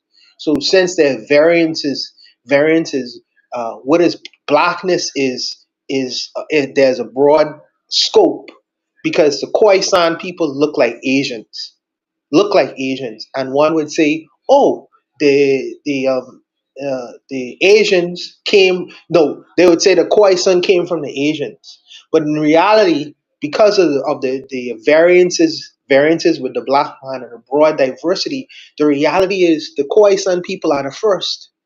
So people should say that the Asians came from the Khoisan people, even though they have Asian features. So I understand at that level. Now that's a very elementary level, a very elementary. But like I say, I appreciate the fact that the brothers at least try to clear it up for me to give me a little bit of understanding. It's not my lane, so I will just sit back and let the brothers and sisters in the room who have more of who are more uh, academic with this particular issue to discuss it. I'm out with this prompt, man. I'm done. Yeah, let me just add to that. The point the brother was making about the Khoisan and the Asians, for example, is that, and again, this is a very strong point, because these were small groups that left Africa. Remember, in the continent of Africa, you had a lot of genetic variance because people were intermingling amongst one another. They were moving around and throughout the continent. So there's more reproduction, more genetic variation. But when these small groups of people left and went to Asia, for example, because there were small groups intermingling with each other, they didn't have as much of the variance that they came from in Africa. And so this is why the Asian is how they are, a subset of our people, so to speak. Um, with that said, let me welcome in Ditso this week. Ditso, how are you? Hold Ditso, your on, I was mic is trying to. muted if you talk. Yeah, sorry. I was trying to figure out this new one. Uh, Good evening, everyone. Pura vida, all good. I've been hearing for a while. I just have to. I'm gonna put it real simple. A blood quantum and all that bullshit is dead. It's worthless. It doesn't mean anything, particularly here in the Western Hemisphere. I guess that if we are parting from a classification, especially in the Western Hemisphere, which I specialize more in, I'd say that it is more preferable to talk about ethnical slash nationality and the grouping of either indigenous and aka blackness or Afro, either whichever section it is. Uh, I do agree with uh, somewhat the exposition that Coco was doing in regards of genetics. Um, it was digestible. It was simple. I can't deny that. I guess my most constructive criticism in regards of that is that um, we have to be extremely careful over over simplifying what mtDNA and what it carries. What are the characteristics of alleles in phenotypes in regionality? How do they differ between different groups of people? And what are the conditions for those alleles to then manifest more prevalently in certain populations than in others? That type of thing. So I appreciate that, Ditso. Last but not least, let's hear from our brother Kofi. What is the strict genetic standard for what an African is? What defines an African on a strict genetic basis, and how homogeneous or consistent is this standard? Kofi, talk about it. All right, just as I threw it to Kofi, he fell off. Uh, does anyone want to add any thoughts while we wait for Kofi to potentially return? I just want to say one thing really quickly, right? There's no such thing as a pure African 500 years after the Ma'afa, right?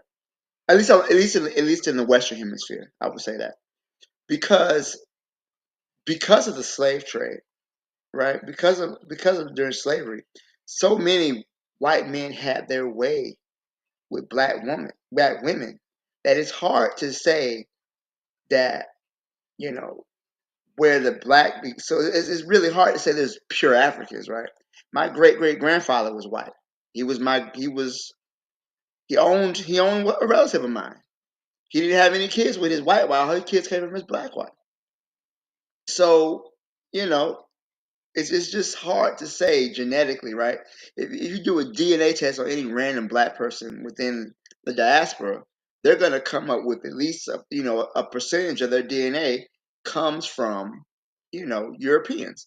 So to say mixed race black people aren't black, what are we? Because in this world, most black people, at least in diaspora, are mixed with something, right? To be black is not just about a genetic thing. It's a mental attitude, right? It's more than just your phenotype. Your phenotype is a big part of it, but it's not the only part of it. if I can just add something real quickly on this, especially in the Western Hemisphere, if possible.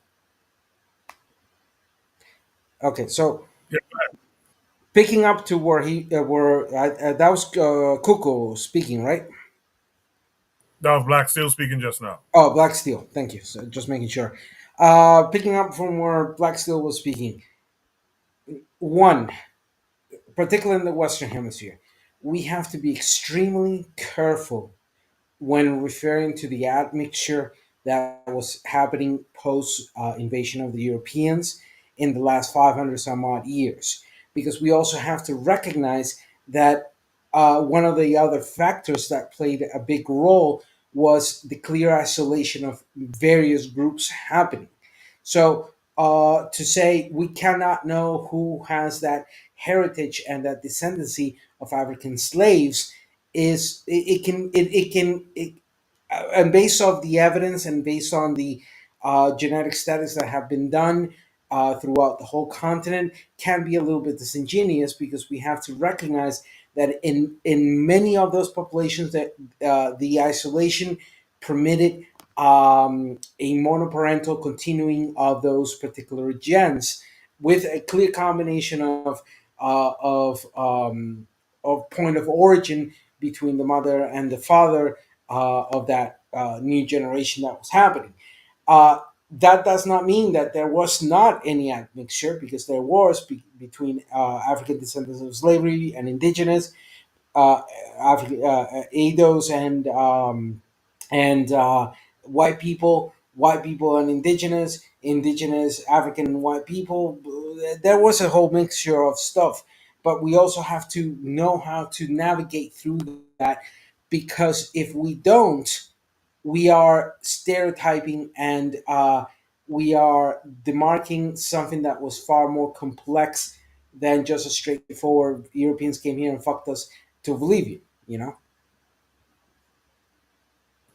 Appreciate that, dude. So, Kofi is back, but before I go to him in the chat, Trigger262 Plus says also Black Steel. Some mixed people can be put in Nigeria and be deemed Igbo.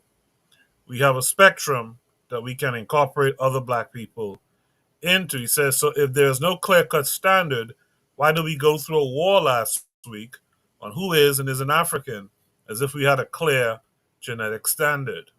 Sister Raw's out there. Shout out to Sister Raw. She says, them find all kind of madness to laugh at, see? She said something earlier, I think, too, but I'll just continue. Cheryl says, the only time biracial is considered black is in America. Trigger Happy 262 Plus says, when she was younger, she looked blacker. Who's she? She put effort in straightening her hair to look different. Oh, you're talking about Meghan Markle. Okay. Cheryl says, and that's because of the misinterpretation of the one drop rule. She's talking about biracial people being considered black in America. Sister Ross says, who gives a damn who those Caucasoids label you? Seen? Trigger says, to me, the point is I'm trying to prove essentially is why romanticize the division of the black world and say Melanesians and Aboriginals are not black when there's no standard? Okay. Let me skip through some of the comments again. Cheryl says, and some people say albinos are the white people of Africa. Wrong.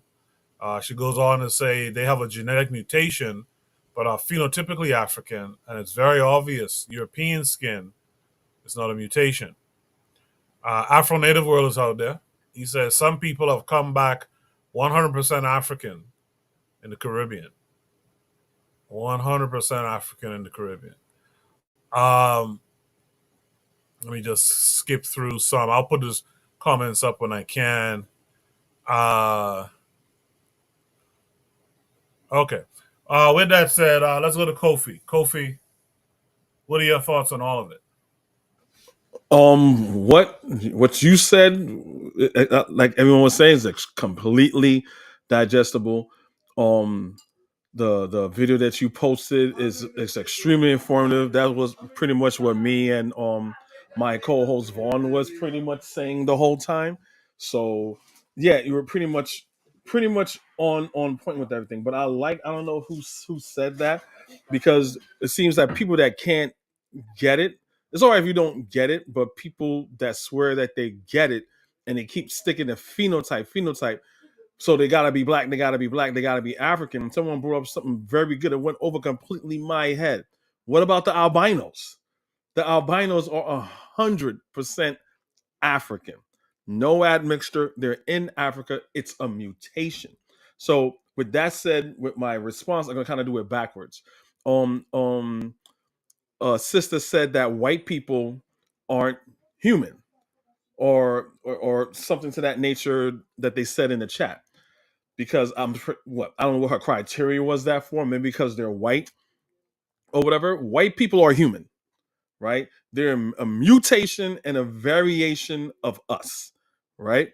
So we can't play this color game, because for the people that's saying, well, oh, the people in Indonesia and Malaysia and Australia and some people here in America in the Yucatan Peninsula, oh, they black, they black, they black, they black, they black.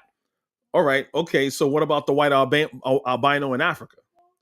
You know what I'm saying? If we're gonna do the skin thing, just the skin complexion matching game, because it doesn't matter. We're talking about what makes you up. We're talking on a molecular level. We're not talking about what your eyes can see. Your eyes can't see every freaking thing. Your eyes can't see everything. So I like the fact that she brought up albinism. Now, albinism is rampant through all so-called races.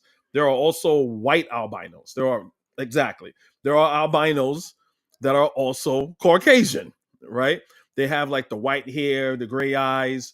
These are the albinos that like way on the spectrum where they can't even go out in the sun.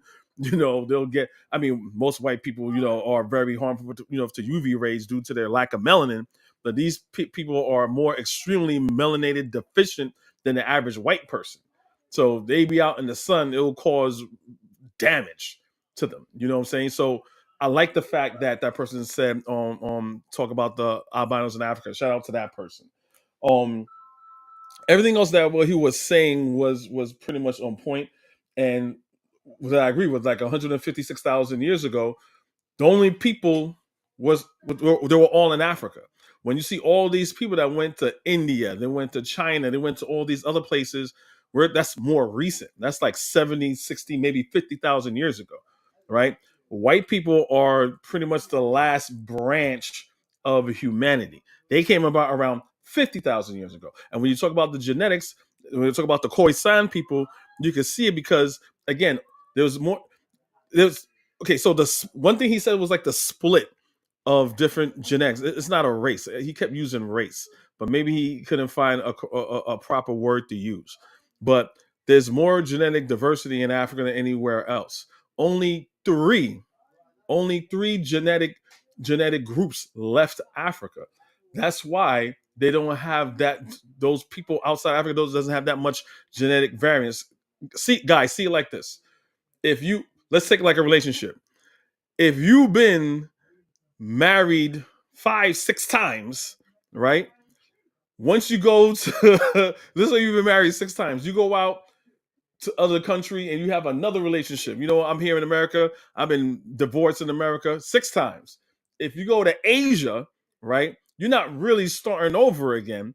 You still bringing your emotional baggage. You're still bringing your baggage from you have from your relationship, along with your kids, along with of how you are. You're not a new person just because you went to Asia. You still married 6 people. Just because you married your 7th wife doesn't mean you're starting all over from scratch, or vice versa. That's how you have to see like genes and genetics. Just because you leave, it goes through a mutation and a change, but you still have that genetic marker. That's why you got to understand like chromosomes, right? That's why you and your sister won't have the exact same chromosome, even though you have the same parents, because you have 48 chromosomes. You get chromosomes from your mother, you get chromosomes from your father, right? Your brother, just because your brother says, you all don't get the same exact chromosomes because everyone is made up of different chromosomes, right? So when it comes to genes, certain things are turned on, certain things are turned off. That's why you may have someone like your brother may look like your grandfather, but not really necessarily your mother. And your sister may look. I see that in my wife's family. Like her cousin looks like her freaking grandmother. It's like insane. Like she looks like the mother, but she looks like her grandmother. I saw a young picture of her grand. I'm like, oh my God. That's just how genes are, right? So I'm saying that to say that you have to see genes as something as a memory, because you could have someone 2-3 generations on down, right, that looks like your great great grandfather, and people in that generation may not like who this person looks like. I don't know who this person looks like. Oh, it looks like what's his name, right? Just because you procreate with other people doesn't mean those genes are canceled. They're just dormant. So, like the Sankoy people, those genes were dormant, and so they got to Asia, and those genes came back on again. They were never gone. They just came back on again, right? They just came back on again. I bet you those same Sankoy people or the people from Asia come back to Africa, probably a couple generations, several generations, or however nature intended, they'll revert right back to where they are because of where they are, because it has to also do with the environment, right? So pretty much that's pretty much it. I really don't have anything. Kofi, I have a question. I have two questions, if I can. You say that the genes went dormant until they went to Asia, like China. Okay, first of all, what caused them to go dormant and what woke them up? It's simple. To explain to me like you talking to a 5-year-old. What caused them to go to sleep and what caused them to wake them up in Asia? I can answer half of that question. So the Sankoy people being from South Africa, so probably other through migration and other people, they probably, intermingle with other people. So the 3 genes that left Asia, right, was probably those same people that were in Asia. So when they got to Asia, it turned back on. As far as why it turned back on, I do not know. There may be a scientific explanation for it, but when it comes to genes and when genes go on and go off, no one knows, because genes is just molecular information that you have on a genetic level, and it just communicates with each other. And all we know, it has to do with the environment. It could also be with there's many factors. It could just be that's what happened to the genes, and then it just turned on, and genes were like, okay, this is where we're going. This is what we're going with. Out of all the chromosomes we have, we picked this one, and as of right now, this is what we're going with. We don't know why. We don't know. Okay, That's the thing about genetics. It's like when people say, "Oh, the black gene is dominant. Once you have a black man or a black mother, a person gonna come out black." That's bullshit. No, it's not. That's not how genes work all the time. Even though black African genes is a genetic gene, yeah, but it doesn't always work out that way. When I first saw Halle Berry, I thought she was blackity black. Her mother has blonde hair and blue eyes. You know what I'm saying? Not everyone comes out looking like Drake. Not everyone comes out looking like Tia and Tamara. You know what I'm saying? Some people come out looking straight white. Like what's this guy's name? I forgot this guy's name. He took me for a loop. He has like a black father. It's this guy that comes on Prison Break. You know the show Prison Break. They got the Yes. So him. you can't. Vin Diesel too. Vin Diesel too is Vin also Di- black. Yeah, So Vin what? Diesel too. So Like what you these, saying? yeah. So what you saying is you can't determine when them genes come back on or off. That's just nature. Nature Yeah. determines that. You can't determine that. One last this is a weird question, because you mentioned something about albinos and the fact that they couldn't go into the sunlight. Now this is a weird question, Kofi. So forgive me. Is this where the whole vampire business come from? Like they can't go in the sun. Did it come from? No, it's a weird question. I gotta ask. So is Nah, that where that come from? Hold on, I do. I'm sorry, Coffee, but I do. It's really important that we clear that up. Coffee, I do want to correct something that is on the table right now. We do know why mutations happen on the genetic level. Either one, DNA or the genes have a spontaneous breakdown and is not copied accurately. Two, external influences from what we eat, from where we are specifically living in the globe, to elemental influences from the water we drink to the food we eat, etc. So that works as a component of I when. did mention that. I did mention environment. I did mention Yeah, environment also plays a yeah, part. just but then the mistake was saying we do not know when those mutations or changes on the gene happens. We do. Well, We no.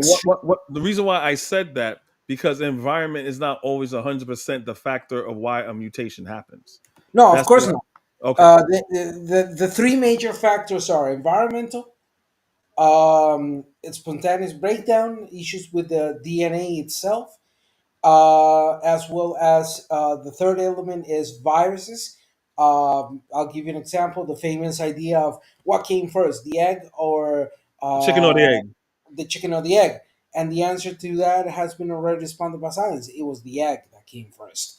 Why? And why did it harden? Because of virus. So Yeah, yeah, yeah. that's Well, happening. yeah. So that's a very good thing. So they say the reason why there's mammals, and the reason why when you go into biology, when you go into animals and things like that, because usually the eggs were like soft, but then you had that's how like life, like multicellular life, like animals came about, and things that are not plants. Everything was always an egg. Everything was always an egg, but then you can't have that egg once you're out there. It had to develop a hard shell because, like you said, viruses things would infect the egg or whatever and things like that. So yeah, you're absolutely right. I just didn't. I'm trying to make it simple because people tune out and try to make this entertaining, so people tune out. But yes, you're absolutely right. Those are other factors. But what my whole point is trying to say is that there's a litany of factors that will cause a mutation or for a mutation to happen. So the person that said there's no such thing as white people. So if white people aren't human, you wouldn't be able to procreate with white people. You can't procreate. They call us apes and baboons and monkeys. White people call us that. So you must love bestiality because you're raping us. Then on top of that, we're having children. You're having children with us. So white supremacy is kind of hypocritical and idiotic because you all know, and white people have sex with animals all the time, and you never see a centaur come out when they fuck a horse. That's mythology. If they fuck a fish, you don't see a mermaid anywhere. You know what I'm saying? Because it's a different species, right? So when people say white people aren't human or they're not like us in that way where we're like a whole different species, that is a lie. That's evidently a lie, right? But I do like what the presentation that you have over here. I pretty much agree with everything he said. The one last point I want to make, when you're doing genes, he also mentioned that when he was talking about North Africa, where certain genes you may get back and it'll be in conflict. Same thing if you're doing genes here in America. You gotta take history in account. So if you're taking a genetic, so if you're doing taking genes from North Africa right now, you're gonna say, all these people are so-called Arabs and stuff like that. No, you gotta take history in account. Just like how in West Africa, you can't. That's why in West Africa you have so many people that because they're doing it by nation. You can't really do it by nation because the borders are different now. So you're gonna have Ghana, Nigeria, Cameroon.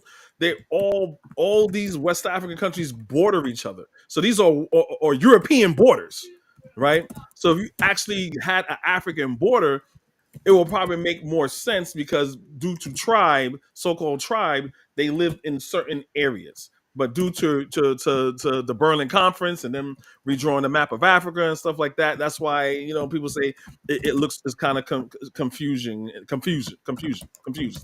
right? But yeah, that's pretty much it.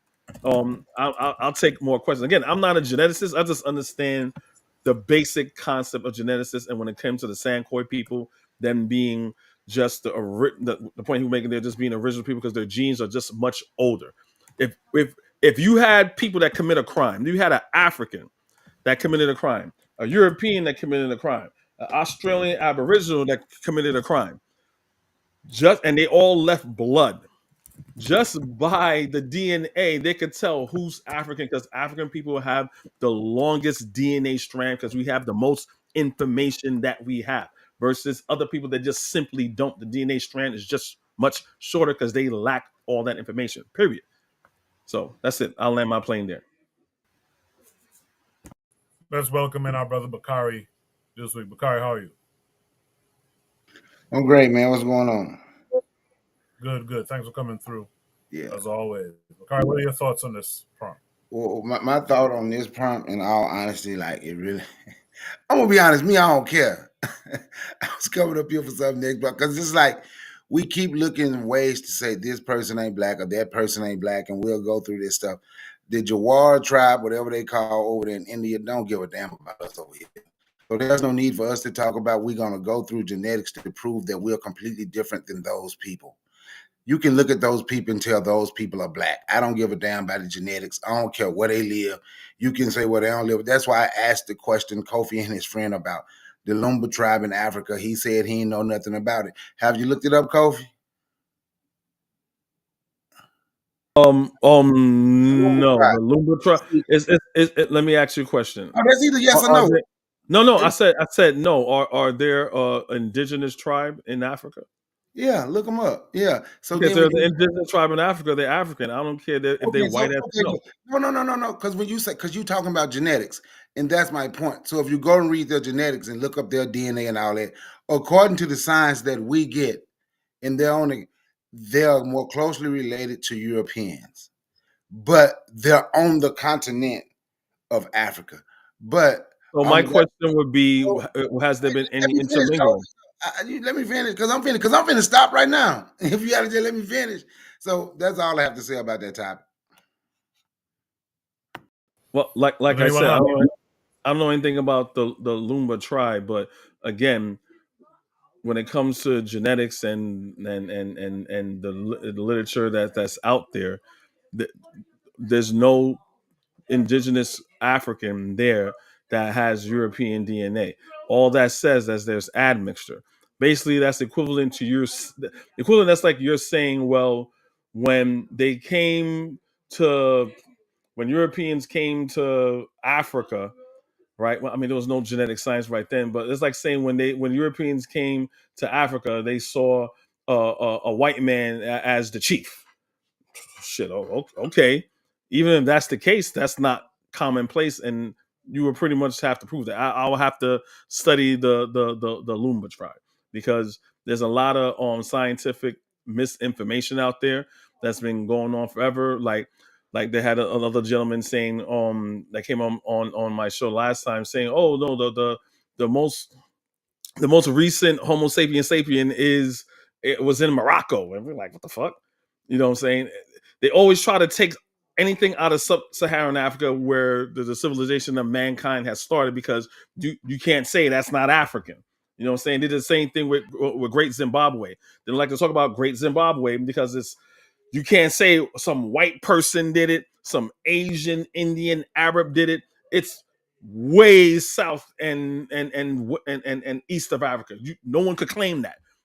Every time there's something great to start human civilization, you always got some white person or some Arab trying to find a way to say, no, black people didn't start doing that. Must have been the Asiatic, must have been a white man. Same thing in Timbuktu. They try to say, it wasn't no black people, it was Arabs. Because right there, right now, they're a bunch of Muslims. So yeah, Arabs. No, all that happened before the invasion of Arabs. But it's always some white person or some Arab trying to discredit the things that black people has done. Sheikh Anta Diop even spoke about that when they discovered Modern Man and Lucy. They had this thing, look it up, it's called Piltdown Man. You had these Europeans say, "Oh, that's bullshit. We found the oldest fossil remains. I think it was in France or some shit." They're like, "All right, fine, cool. This thing I love about science." They were all like, "Okay, send us the bones, the specimens, so we could do genetic analysis on them, so we could test it out." He's not giving us them. Finally, he gives it to them to test it out. Why this white man? It was other white people that checked him. Took bones of a human that was probably like from the 1800s, and it was like pig bones and horse bones and all this other shit. How do we know that? We did genetic testing. So for the people that said that genetic testing doesn't matter, we all know that certain people, certain groups of people of so-called races suffer some certain genetic diseases. So if you're gonna say it doesn't matter and all this other shit, and we all want Africans, we all look the same, that could be detrimental to what you're saying. So if you're saying you and the person from the Jarawa people, you guys get sickle cell anemia and all these other genetic diseases, or they get genetic diseases that you don't have. and they'll test you for that, or they'll give you like medication, they give you treatment for that could probably kill you.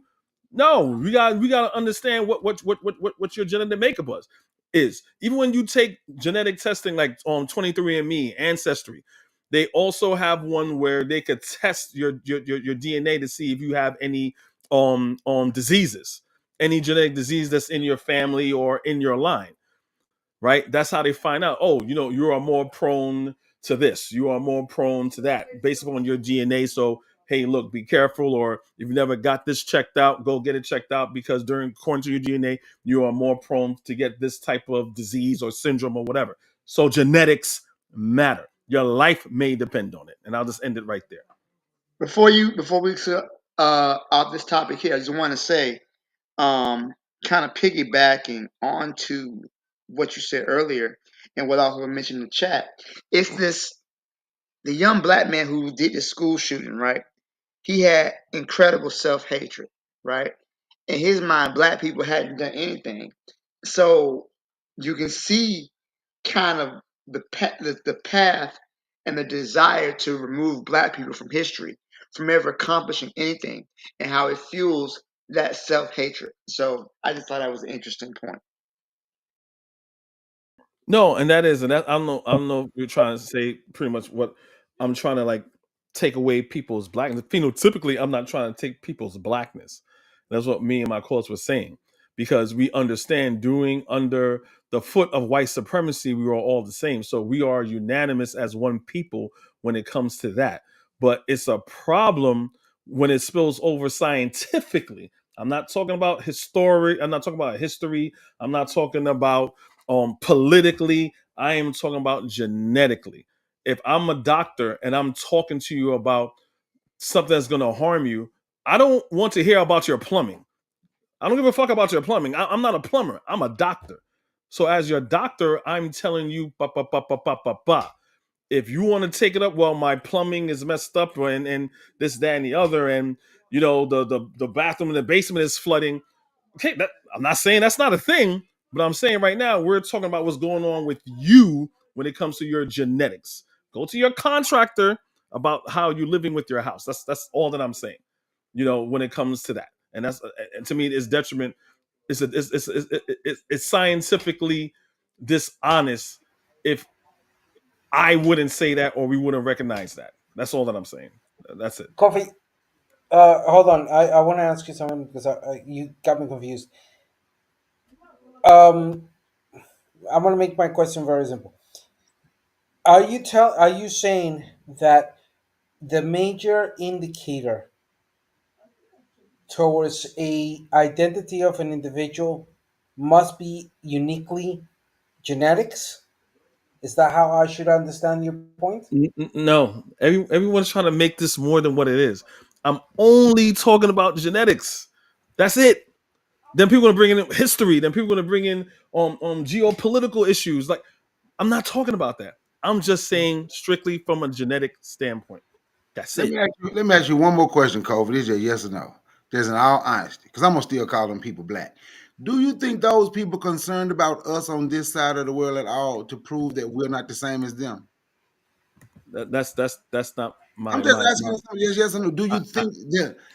Oh, I know what you're saying. I'm not.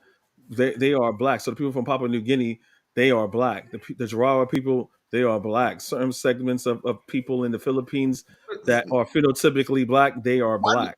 why did you run from that? You talking about phenotypically, everything. I just asked, do you think those people? Because the guy, Anthony knew his name. Shit, when he got in trouble, he went back to Gambia, Senegal, talking about how he was going back home to where his ancestors came from, and he was literally over there. So I ain't gonna You're mention talking Papua. about Walter Linney. Talking about Walter Linney from Papua New Guinea.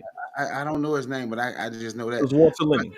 the only thing, because this came about, because I said I was just trying to get away from it, but this came about me saying one day about we always concerned about everybody else, but we don't concern ourselves with our people who's being slaughtered over there in Papua New Guinea.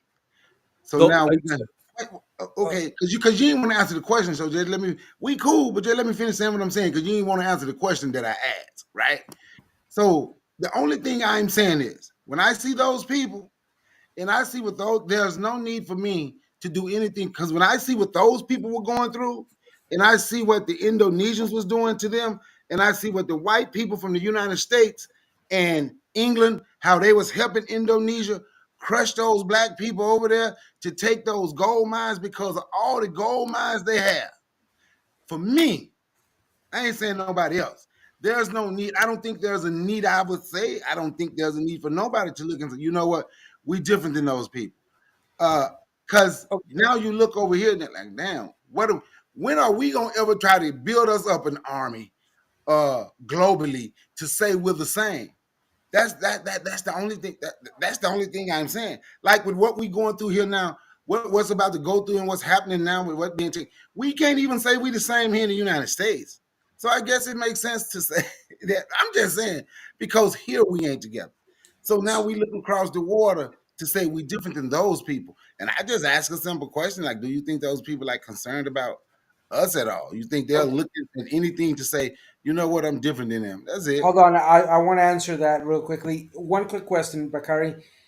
When you say black, are you using black in the modern United States sense of understanding black, or are you using black as to just refer to all dark skinned people I'm in the using world? black for people that look like African people. Black African people. Ah, That's how I'm using the term black. okay. For So people that look like African people, African okay, blood people. That's who great, I'm talking about. great. That's exactly where I want to land on this point. One, coffee's focus is very necessary because it's a genetic focus aspect, but genetics only tells us location and time. It does not tell us everything else, and we have to be extremely careful in trying to understand where coffee is coming from, because his analysis is correct in the sense of a strictly genetical cold analysis, but knowing the limitations that analysis has.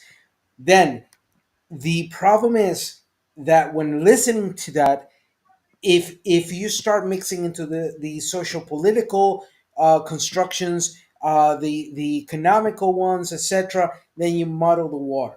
From a genetic Exactly. standpoint, That's all hold that on, I'm saying. coffee.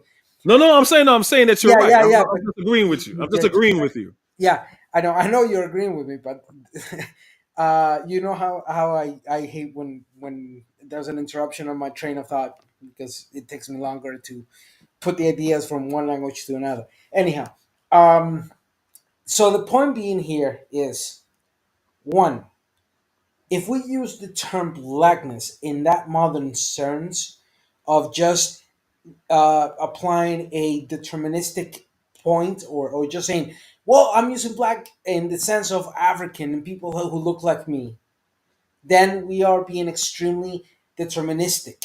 We're being pretty much saying that blackness does not have a spectrum, as we were speaking before. But if we use the term black in the more broader sense of dark skinned people, of different phenotypes that not necessarily looks only like Western Africans, then we can have a broader discussion, understanding that there are clear genetical differences, but there are social, political, and even somewhat biological things that unite us more than what it divides us. If we can understand that and part from that conversation, then we start breaking away from the stereotype of United States fucked up bullshit categorizations that we have to agree. The categorization of people in the United States is like United States holding on to the imperial metric system, outdated, unscientific, and just entire arrogant bullshit that doesn't mean anything. But if we start redefining those things in a more accurate way, then we can have a more profound conversation. That's all I'm gonna say. Agreed. Again, brother Bakari. I mean, I'm not gonna just pick, just repeat what Ditso says. Those people are black, right? They are black. So in the context that you're putting them in, yes, they are black, plain and simple.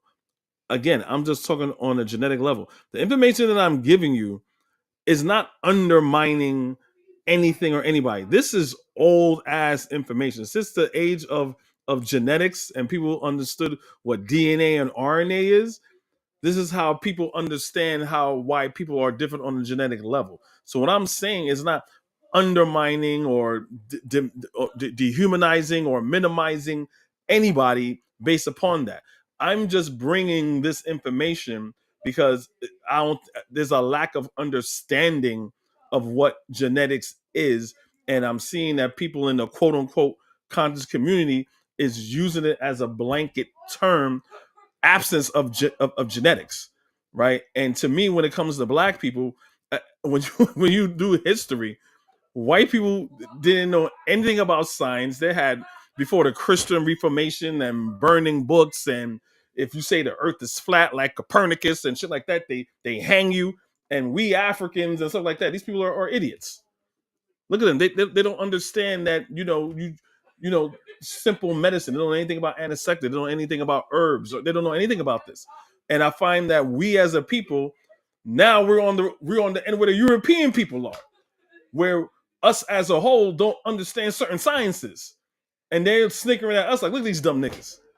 And it's science is nothing but a tool, right? So we're at a precipice right now where we as a people, we have to keep up with the rest of the world of what science is and have an understanding of what it is. If you don't agree with it, that's fine. If you have a different methodology or scientific methodology to disprove it, that's fine. Show us your scientific methodology that they're not implementing. I'm all for that. But we at least have to have like a scientific base argument when they talk about science. You know me, I'm all about politics. But right now I'm trying to shift gears when it comes to this science. But you're, Brother Corey, you're absolutely right. That's all I want to say. Let me say this little bit, right? I'm gonna show you something, right? So when we go through this, this is my personal opinion. You ain't got to feel, but when we go through all this trying to prove how we ain't the same or something is wrong with those black people, I'm gonna tell you something. I don't care how small the channel is. I think these people listen, right? This is why these people can get rid of certain things from the civil rights, because they hear black people talking about civil rights generation. These people sit and they listen and they know black people ain't together. That's why Donald Trump could send out something today saying one of his next executive order, whatever, what he's going to do to HBCUs, because they're basically useless. Because these people sit and listen. So if you want to have this conversation, this is just me. If we want to have these conversations, I think sometimes some of these conversations ain't meant for the whole world. The whole world don't need to know everything we're thinking every time we're thinking it, every time we want to say something, because we give people ammunition. We can give these people ammunition to come at us, do certain things. So for me, like, there's no need to ever debate another black person that say they're indigenous to this land, because all black people ain't from Africa. They just might have a phenotype. So there's no need to debate them. So when they come around, you should say, you're right. You're indigenous to this land, and there's no need to debate. Because Again, you never hear me say a black person in America, on the continent, in Asia, that's going against white supremacy, that they should not go against white supremacy, or that they're a different variation of blackness. You never ever heard me talk like that. So everybody end up going against it, of what y'all call white supremacy. So that means every group, like I broke down on my channel today. So then every different group end up going against things on their own, because there's no unity. There's no togetherness. So this group, I'm going to do this. This group is going to do this. You got Blagger who going to follow MAGA. They going to do that. You got these people, they're going to do this. Everybody, then you got the people that hates the civil rights generation, they're going to do this. So now every little group is talking about what they're going to do, but it's never a big group.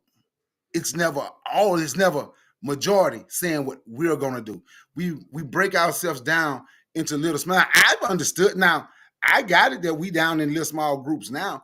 So, it's like, as far as me trying to convince people about I don't do that no more.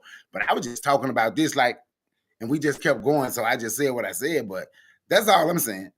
I mean, just like what Anthony McPhail said about Walter Linney, Walter Linney saw what was going on with his people, saw that the Black African world was facing the same thing in his corner in Papua New Guinea, and he joined Pan-Africanists in Bahamas, and they attend all Pan-African conferences. Again, I did not fight that. I was happy to learn that, and I encourage that. This is a Pan-African channel, so no one in their right mind could get me trying to divide Black people up in little bit of pieces, because that's to our detriment. I'm just, again, strictly only talking from a scientific perspective. I mean, if I'm only talking from a scientific perspective, you can't say, well, I meant, okay, we don't have solidarity with those people. That's not what I'm saying. All Black people on this planet with their head on straight, they know that we are their brothers in arms. So that's it. Good conversation, gentlemen. Very good conversation. Chat was really good. I can't possibly read all the comments that you guys put in the chat, but keep them coming as we move on to the next topic for tonight. Should be topic number 3 says, and actually what you see on the screen is a shortened version of it. Let me read the full version. Should be topic number 3 says, racism, classism, and colorism are intertwined in Black diaspora countries. How do we fix that? This is a case example of Jamaica. However, it's not only Jamaica. It's an issue in all Black diaspora countries. So I put the video speed for this to be 1.5 times so that we cut down on the length of it. Let me find where I put the video. So there's the video. We're going to listen to it, and we'll then discuss it afterwards.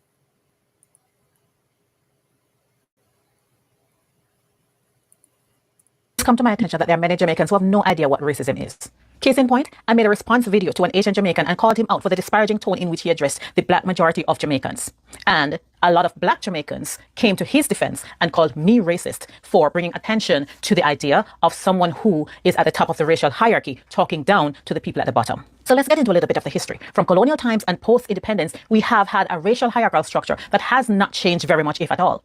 We've had at the top people of European descent. We've had people of Middle Eastern descent. We've had people of Asian descent. We have people of who are light-skinned Afro-Jamaicans. And at the very bottom, we have dark-skinned Afro-Jamaicans.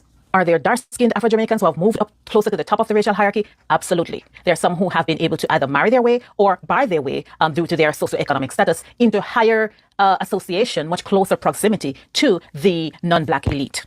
And one of the reasons we see many upper-class Afro-Jamaicans who are so steadfastly fighting against policies and against programs that would assist the lower class is because they know that the only thing keeping them in proximity to this top of the racial hierarchy is their wealth.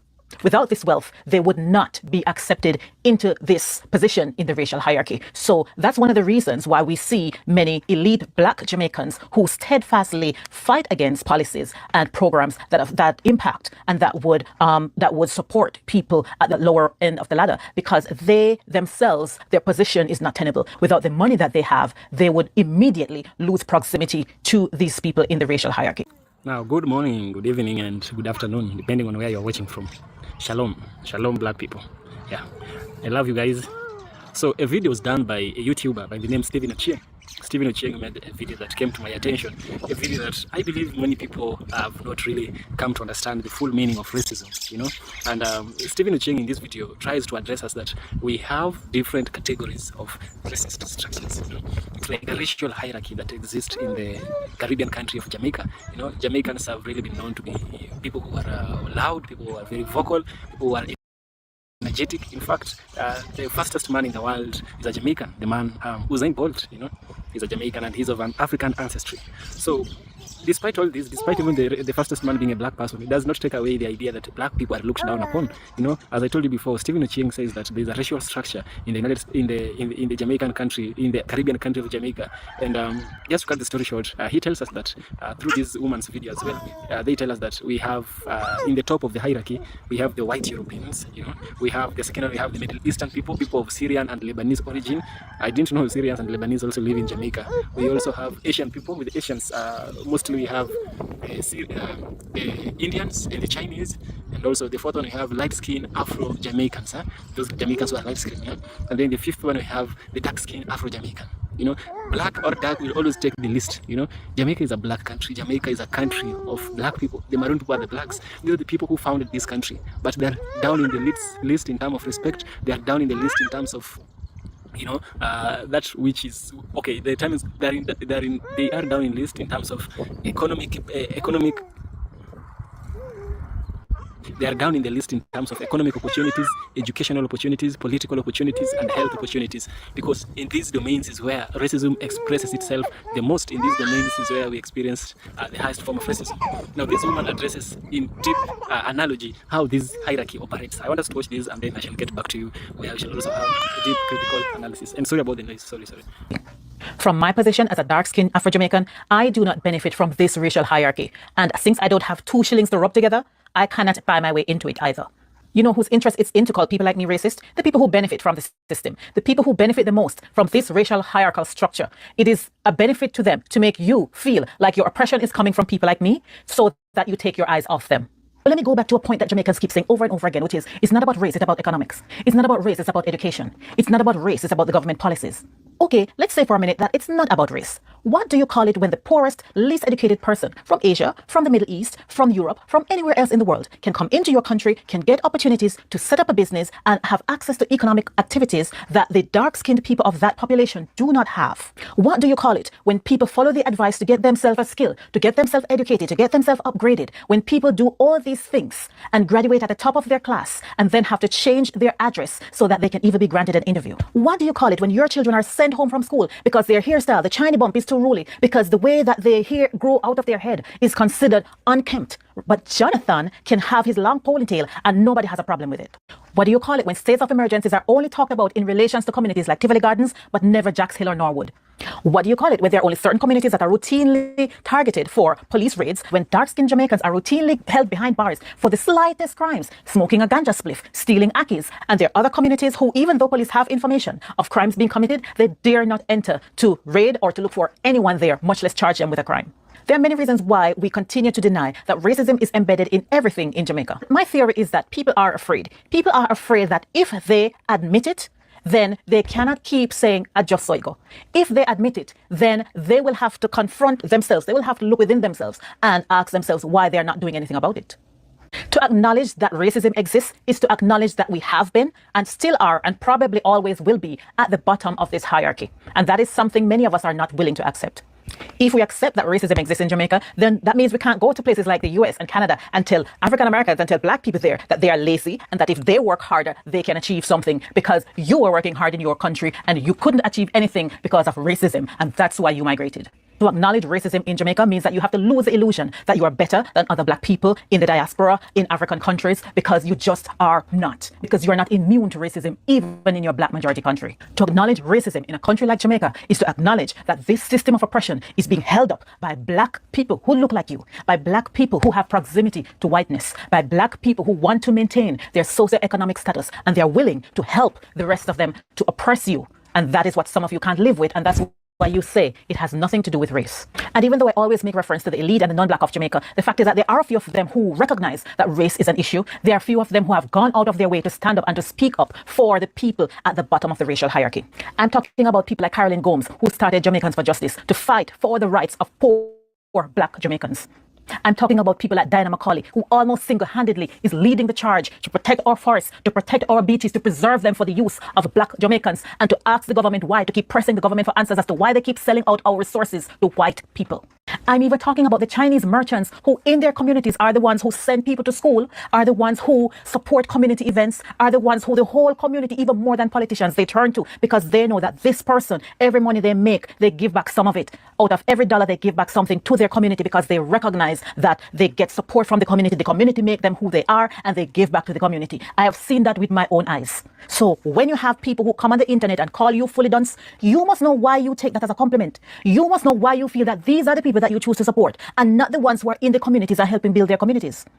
It's important to these people who benefit from the system as it is to ensure that you feel that you and them have something in common, that you feel that they're on your side, when in reality, the only thing that you have in common with these people is that you both touched the $1,000 bill as it passed through the mesh grill. the end of the day, what has taken place since 1962 is a very successful campaign for the minds of the majority, over 90% dark-skinned Jamaicans, to believe that race is not a problem, to ignore and disregard the very thing that is keeping them oppressed, that is keeping them poor. And the system is designed so that a few people will succeed. And as long as you see that there are black managers somewhere, that there are rich black people somewhere, that there are wealthy black people on your TV, then you think that you can be one of them. Meanwhile, you are working within a system that is designed so that you will not be that. And that's why over 50% of our university graduates leave every year, because they immediately recognize that this is a system that was not designed for their success. But y'all keep drinking the milk.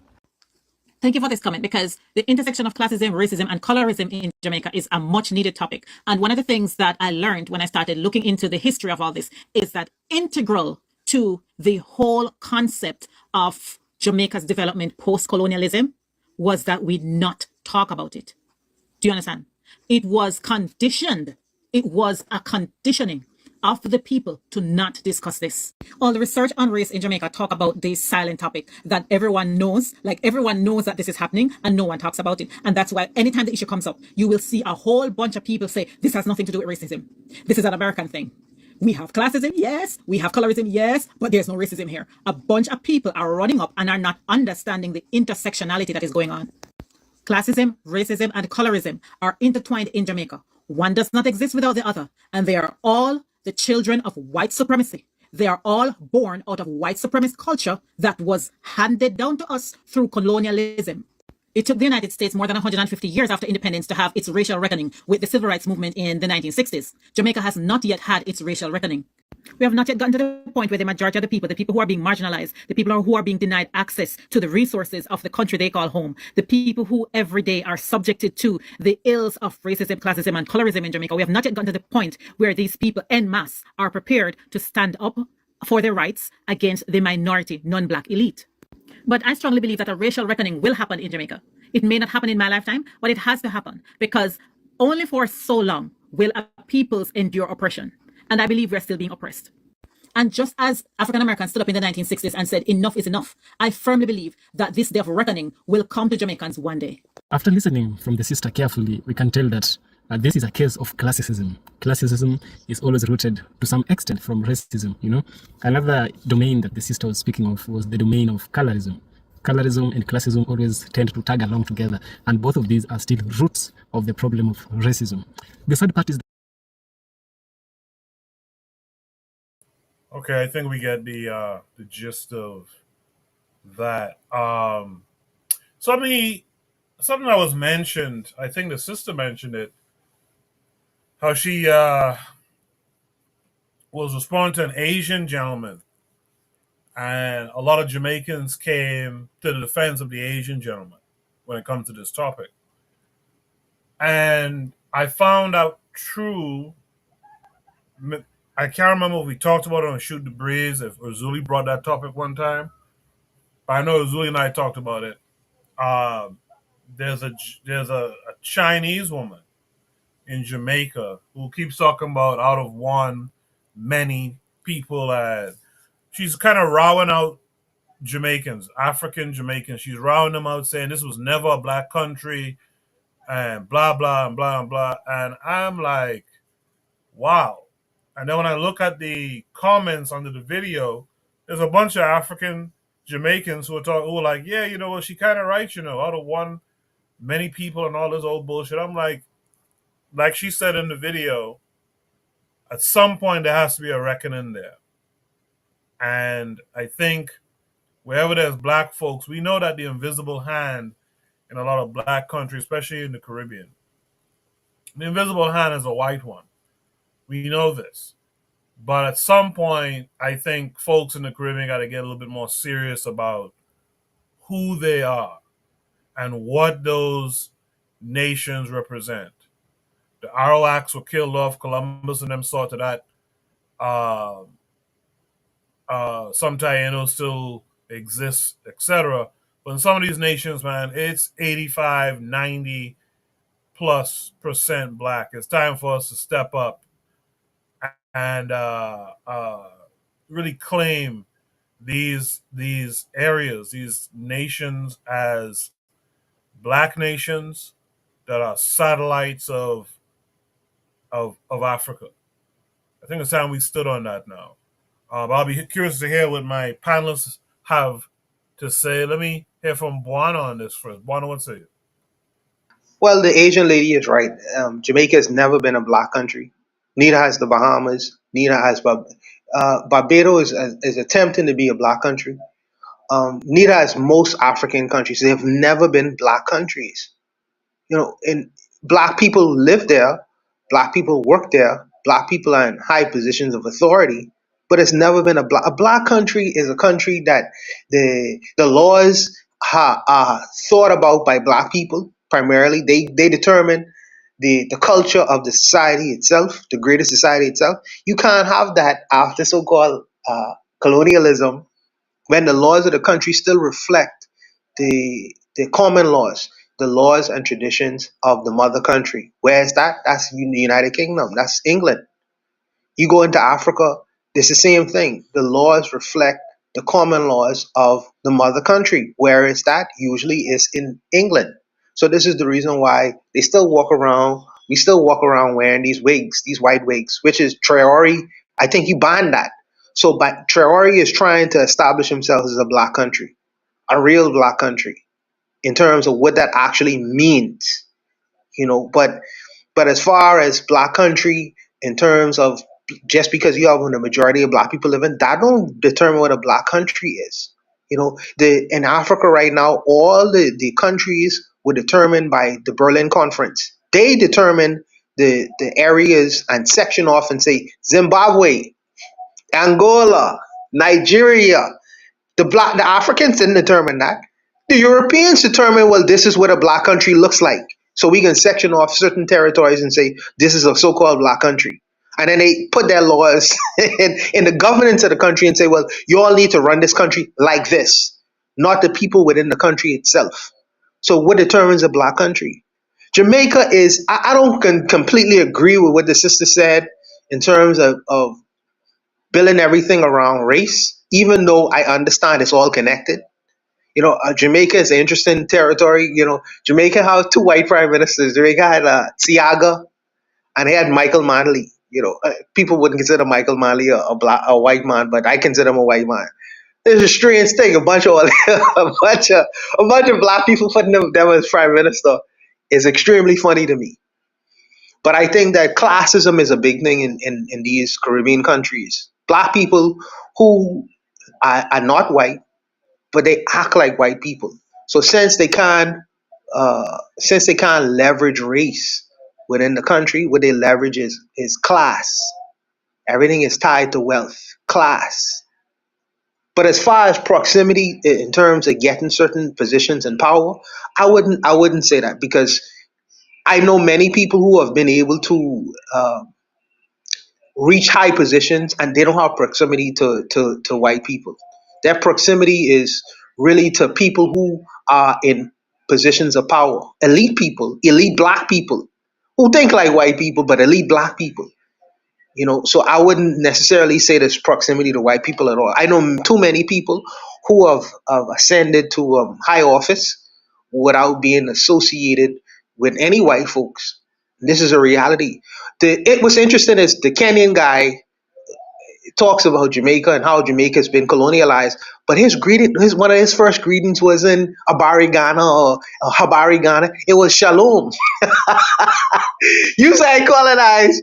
You say we colonized in the Caribbean. Your first greeting is Shalom, and you from Kenya? Give me a break. Needless to say, I ain't gonna be critical of him, but I consider that cultural colonialism. But needless to say, I think Jamaica has done many things in the Western world to fight against these ideas of whiteness and colonialism.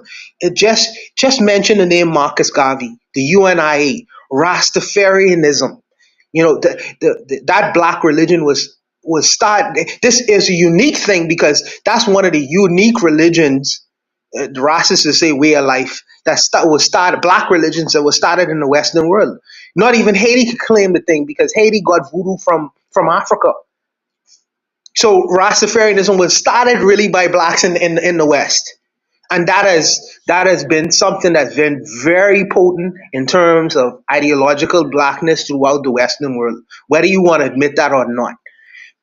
Jamaica has had many revolts in its history of fighting against colonialism and anti blackism. Walter Rodney was born in Jamaica, but many Jamaicans wanted him to be there. They fought for him to be there. So that idea of, well, they were just colonial Negroes who was just accept. No. The people fought for Walter Rodney to remain in Jamaica when he came to Jamaica and made his speeches and things of that nature. I think that Jamaica has been one of the countries in the Caribbean and the Western black world has been at the forefront, of this Pan African ideas and struggle. They've made many scholars, many singers, many writers, and many thinkers. So I wouldn't just throw them out with the baby in the bathwater and they say they've done nothing. That's just not true. That's just not true. So I just think that I have some issues with some of the things she would have said. Not everything, not everything, but some of the things that she would have said that I agree with. Some of the things she say, not so much, not so much. So, but I'll leave it there. I'll leave it there for the brothers them to go. I think, thank you for that one. I think some of the things you would have mentioned that they did, particularly Rastafarianism and such, is more reason why I think they need to stand on it and declare that place, that space, an African nation. I think that's more reason to do it too.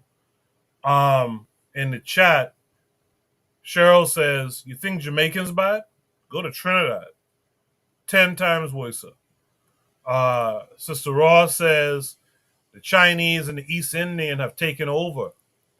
The white man own all the shops and stores. Now most own much land." So she said the Chinese and the East Indians have taken over, and I think that's similar in Trinidad. And she said most of the white folks own the shops and stores, and now most of them own the land. That's a sad state of affairs. This was my critique, and I could talk about this more at a later date. This is one of my critique of Rastafarianism. Like, what are you really standing on? How come y'all didn't go and push back against white folks being able to own up most of the land? I forget who the white boy was. So I guess it was Cecil Rhodes in South Africa. He had a piece of land the size. He had a piece of private property the size of Jamaica. Do y'all know how big Jamaica is? Like, we gotta start standing on this is our nation. Yeah, the Berlinist creation might have wanna you gotta mute your mic. The Berlinist stuff might have created those states, but it's time for us to take them and make them ours now. That's what I would say.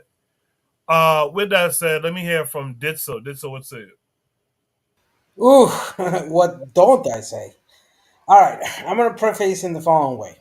This conversation has been ongoing for the past 249 years. Since the era of here in the Western Hemisphere.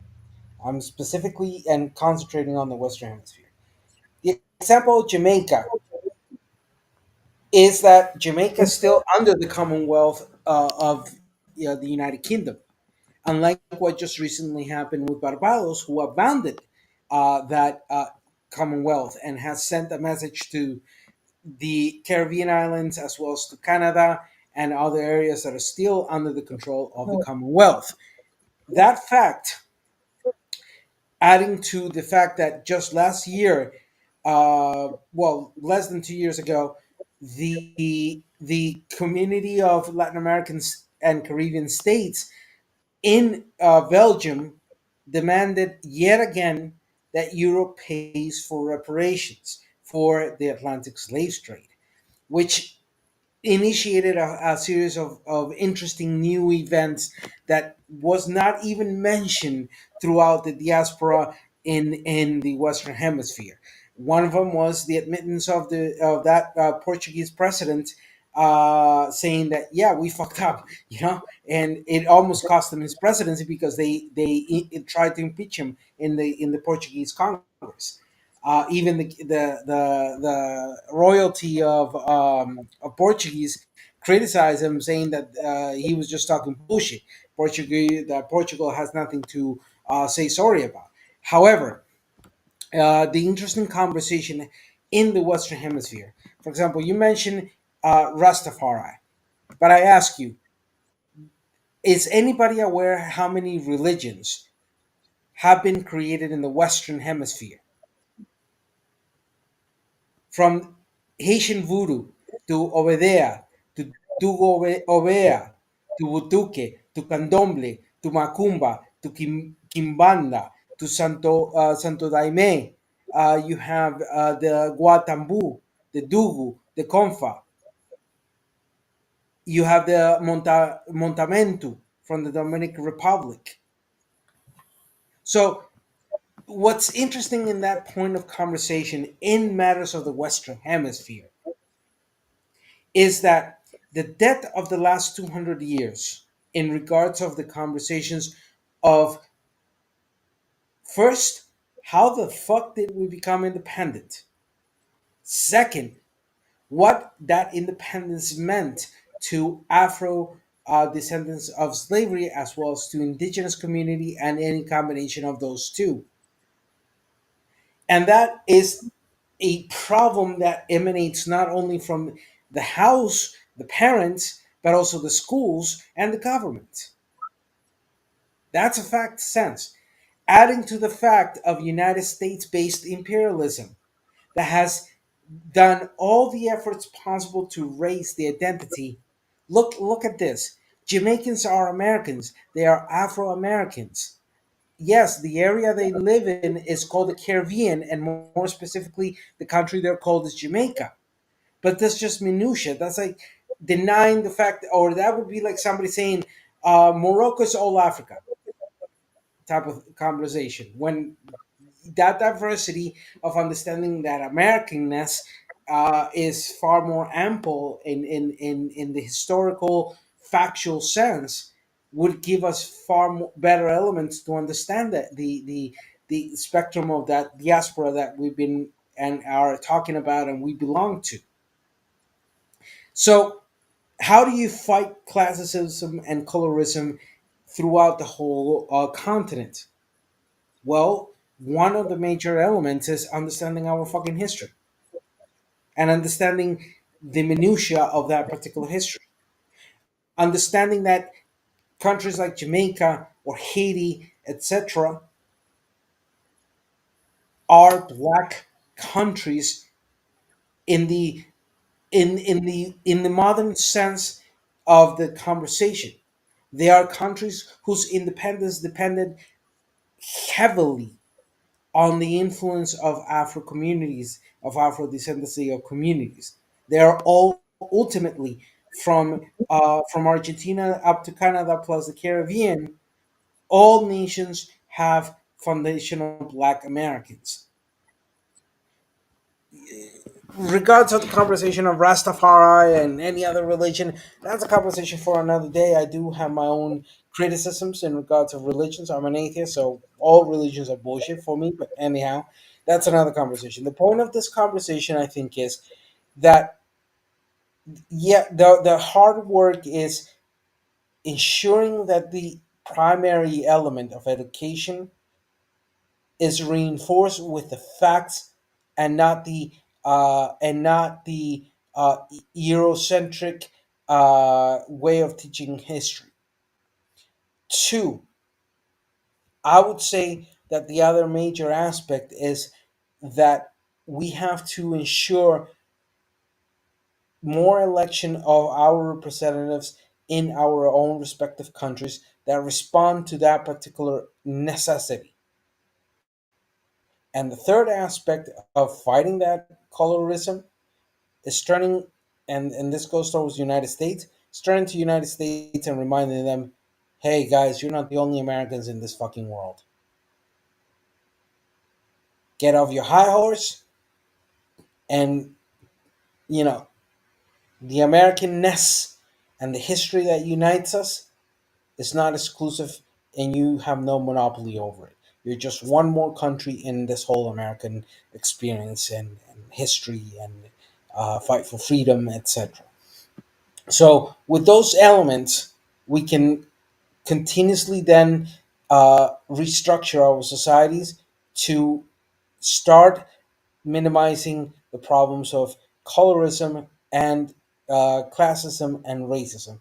Oh, and yeah, I did disagree with that point with the sister, and that's something that is important. The concept of race has to die. There's no such thing as race.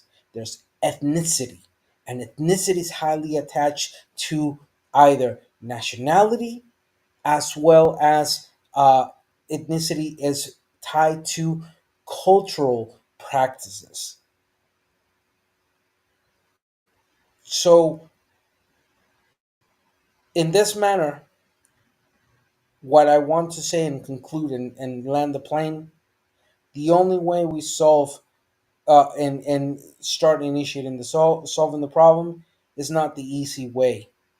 We have to continuously pressure to educate accordingly, to ensure that those who are highly attached to white nationalism, even if they're of our same skin color, to say it that way, are either corrected or shun away in order for the real uh, evidence-based um,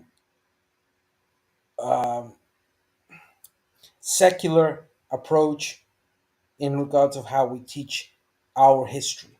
And then yes, once we can advance on that, then we can start looking into the ideas of Pan-Americanism, Pan-Africanism, etc. You know, in that line. But what I worry is that Africans or Europeans or Asians, as well as U.S. citizens and Canadians, think they can talk over these issues without realizing that that conversation emanates from us, uniquely from us.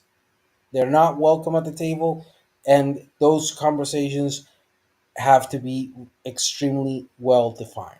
I hope I was clear on the points. Appreciate that, did so. With that said, let's hear from Kofi next. Kofi, what say? Kofi, you're muted if you're talking. Yeah. This is a very, very interesting topic, and this is something that more affects all of the Caribbean, Trinidad, and my country, Guyana, as well. I see what she is saying. I'm trying to figure out how to say this without offending anybody. Um, for her to use now, my Caribbean people are going to get mad at me. Now, for her to use America as a standard, I understand why she's using America as a standard, but Jamaica is places like Jamaica, Guyana, Trinidad, Barbados. They're the majority, right? Their white supremacist problem is proximity. They're up under white people, so you can't go on without a day without looking at a white person or dealing with a white person, right? Directly or indirectly. The problem that Jamaica has, right, is more of, I guess what you would say would be classism. But what they have, like, okay, so when I went to Jamaica, right, my wife has family in Jamaica. I went to Jamaica. I went to the resorts, and I saw this about a week ago.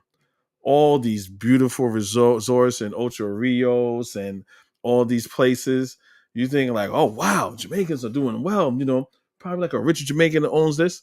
Nope, a Mexican owns that. I'm like, I looked out my window. I'm like, why I see a Jamaican flag? The resort had their own flag, and I saw a Mexican flag. So I'm thinking like maybe they're representing like the international community.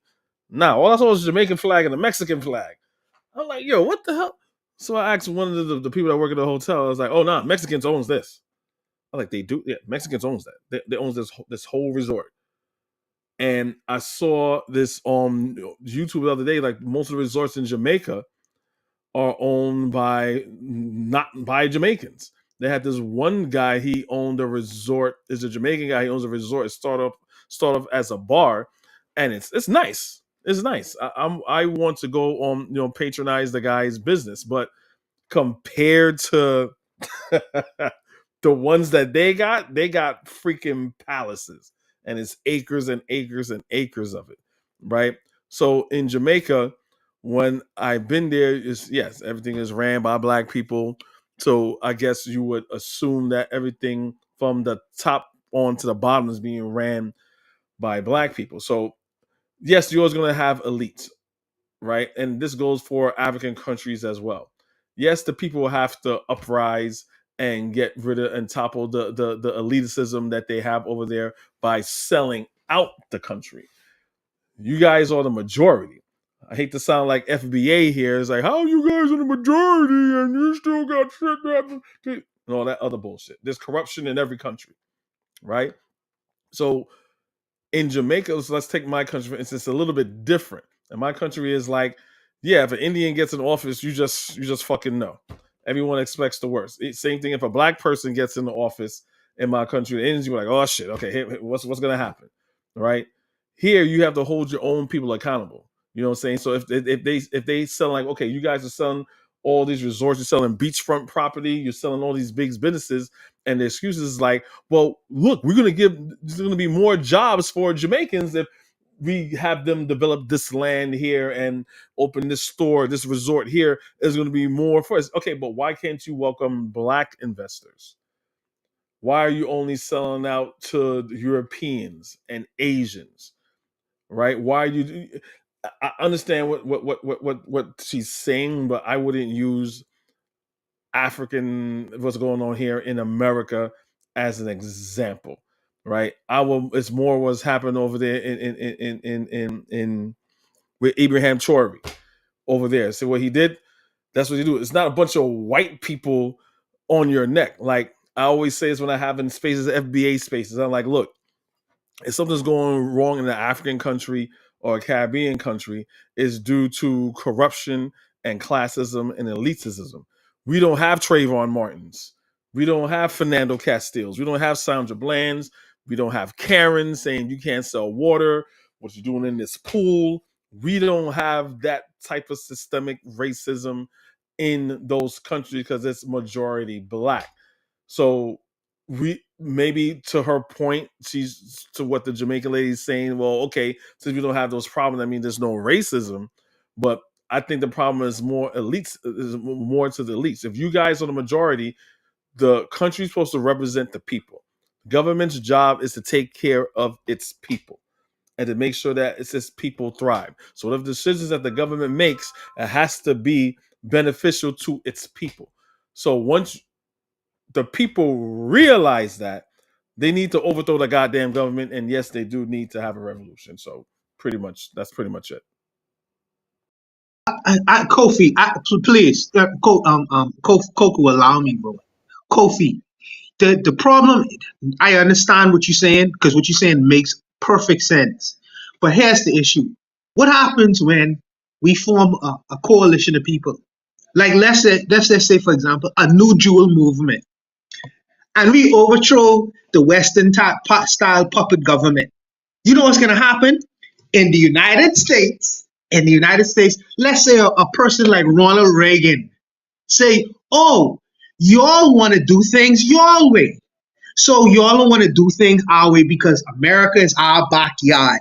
So we're gonna label your government a communist government. Well, we're gonna label your government anti-American, and we can send troops into your country with African Americans, people who look just like you, to regain and put the same puppets that y'all overthrow and replace. We will put them right back into office. You know why? Because we don't want a so-called black-led economy or government that's self-determining, that's calling the shots and say we run the show around here and we're gonna determine what's happening. You know what happened? Look at Grenada. because this is the example I'm using. You look like Trinidad and Tobago. This is the example. Just look at Jamaica. You know what they do in Jamaica?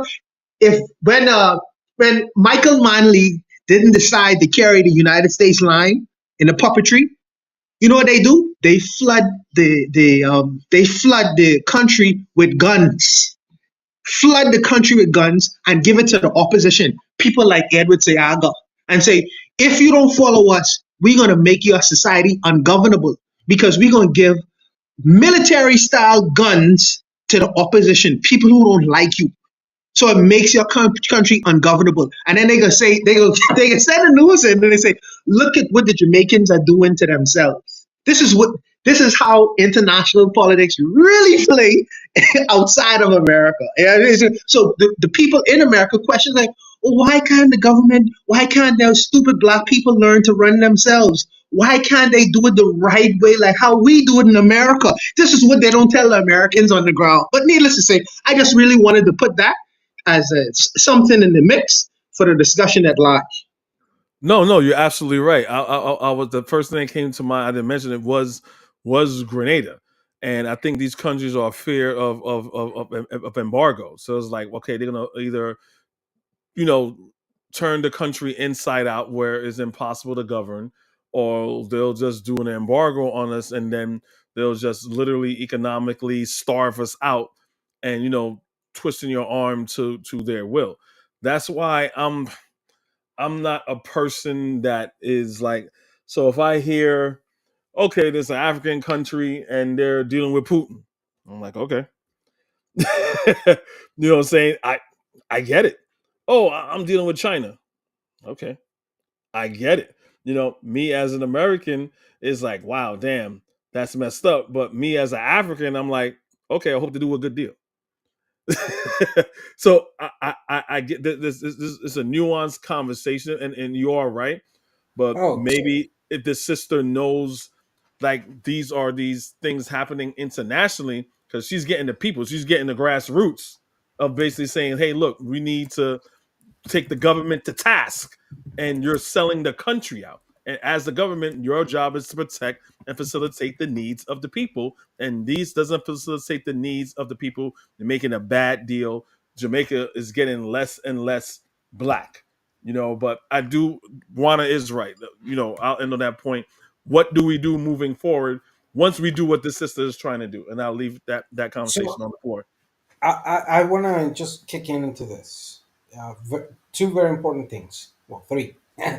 To continue my three-way explanations. One, is anybody familiar with the Odebrecht case throughout Latin America? The corruption case of Odebrecht? No, tell us about it.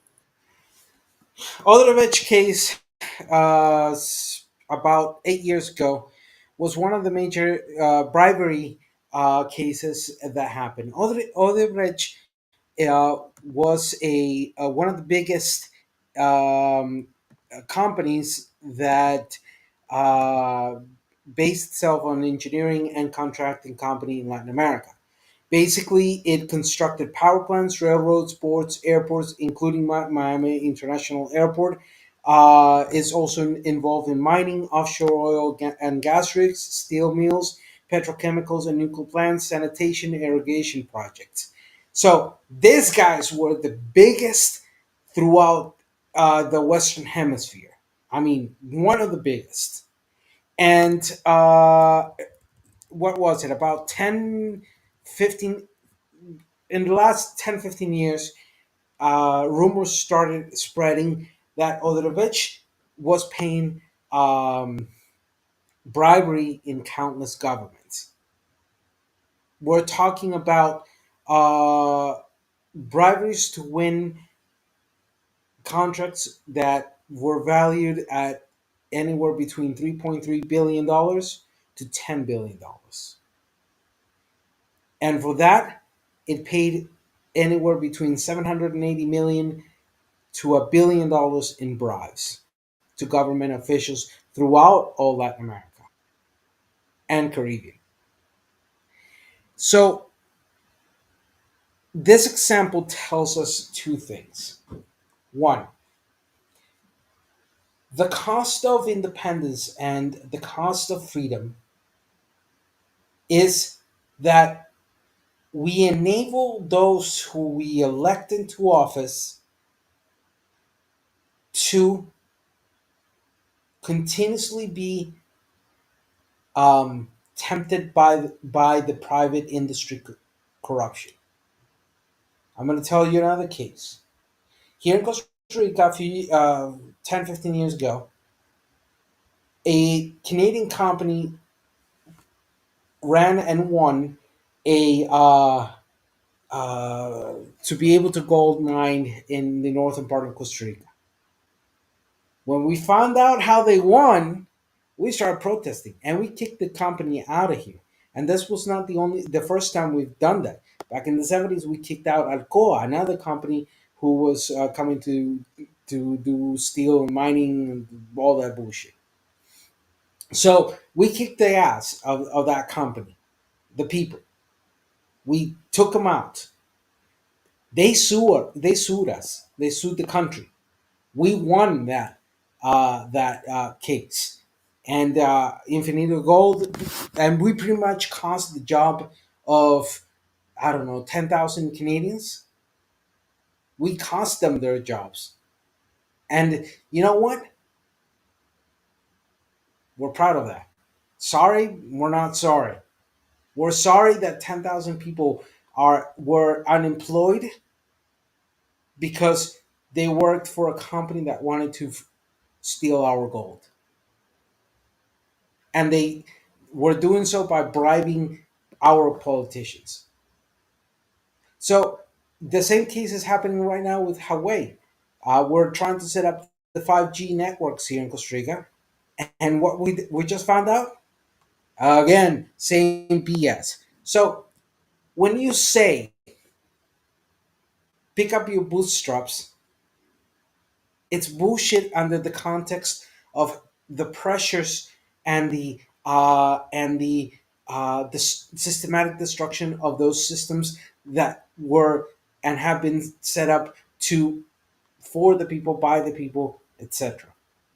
So I think that the nuance of this subject has to go through in acknowledging the impacts of both the private savagery of that savage capitalism alongside the savagery of foreign policy, specifically of the United States, and then recognizing the internal problems that they are in regards of the governments and the governance and how fickle that can be. Alongside that conversation comes in what I talked before, the capability of recognition of the history of colonialism, of Eurocentric perspectives, etc., that has also affected our communities. So, in that sense, and I am hoping I'm making myself as clear as I can and as relatably as I can. The problem resides that we have enabled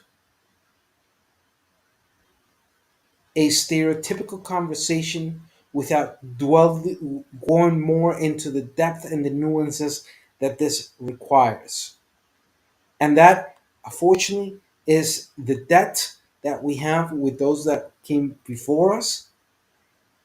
And it's the problem that those that came before us left us. I hope I made myself clear. If anybody has questions or anything. Well, let's hear. Well, I guess let's welcome in Jacadero. Jacadero, how are you this week?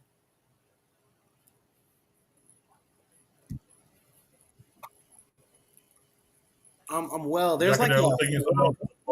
there's like a echo. I don't know if anybody else is hearing this.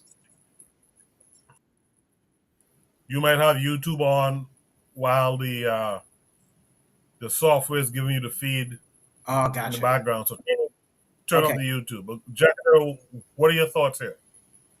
I didn't hear the beginning. I got the gist of there was a lady that had said something about people back on the continent. So I don't have anything to add just because I didn't hear the beginning. But I'm well. All right, thanks for coming through. We're about to be done, but thanks for coming through.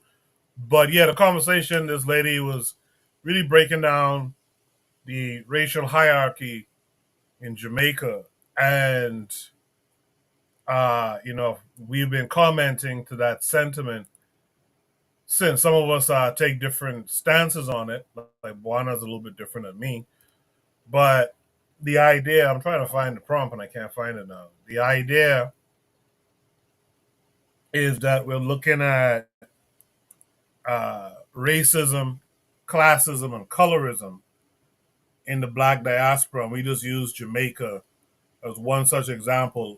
Trinidad has come up as well because they have a mixed population with East Indians and Chinese, similar to Jamaica. I think Guyana has a similar thing going on, at least definitely with the East Indian types.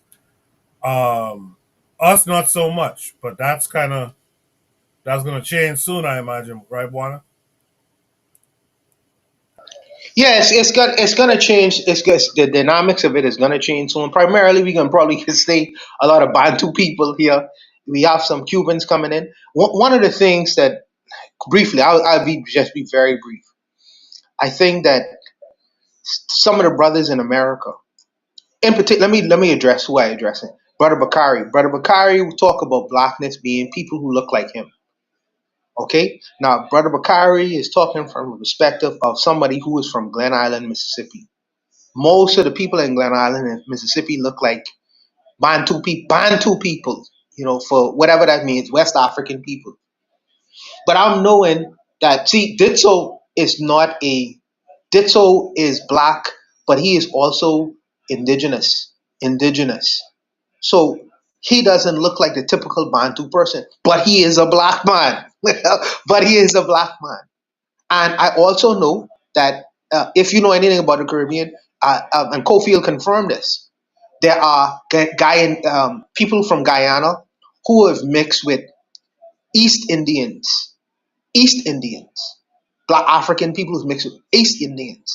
They don't stop their blackness either. They black men too. They black men too. So outside of America, the term blackness kinds of get more expansive. There are variations of that outside of North America. North America is not the definitive on what blackness is supposed to be. And I'm glad that Ditso has the ability on this platform to converse and talk with a person like Brother Bakari. So it'll only be able uh, to broaden his analysis on terms of blackness. Because, like I say, you have a whole lot of Caribbean people who have not messed with Europeans, but have messed with all the other people, all those other people. Some of the other people being Native American, some of those other people being Indians, but genetically they are African, culturally they are African in a lot of ways, and they share cultural Africanness and the nativeness or wherever other culture they may have, but they are black men. They are black men.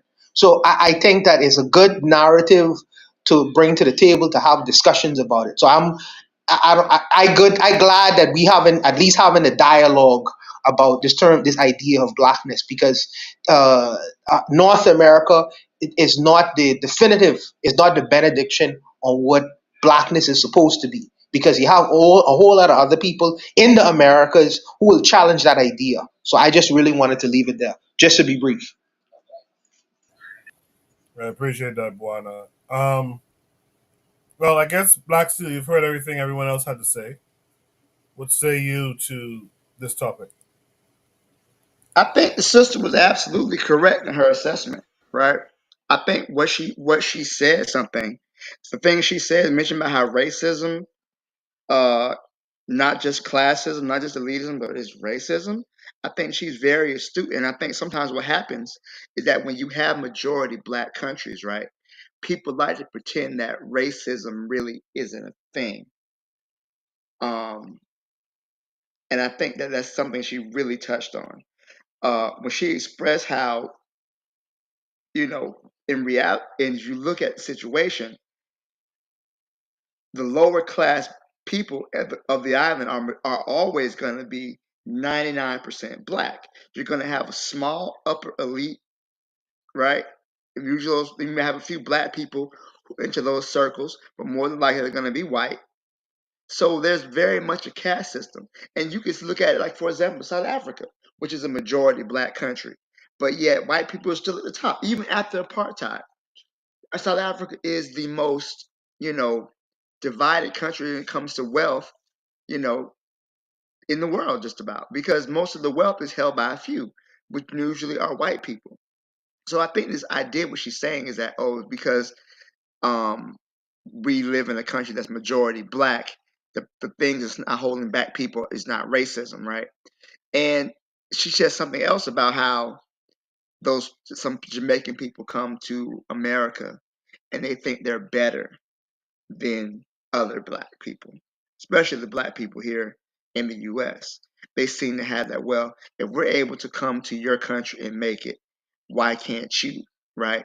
And I think I'm glad that she touched on that, because even though I do hate all those FBA clowns, I do think that, an example of a broken clock being right twice a day, that there is some sort of, especially those conservative people coming from Latin America and from the Caribbean, who do tend to look down their noses at black people in the United States with almost like an arrogance, and they don't take into account the history that we face in this country, and the state sanctioned uh, projects that have been meant to deprive African people in the U.S. of their life and their liberty. But I don't think anything she said was controversial, and I think that is very done deliberately, because we tend to want to make it seem like, racism is not a problem here because most people here are black. But we forget how white people are so capable of using other black people to carry out their dirty work, right? So let's look, for example, right, what's going on in Haiti, right?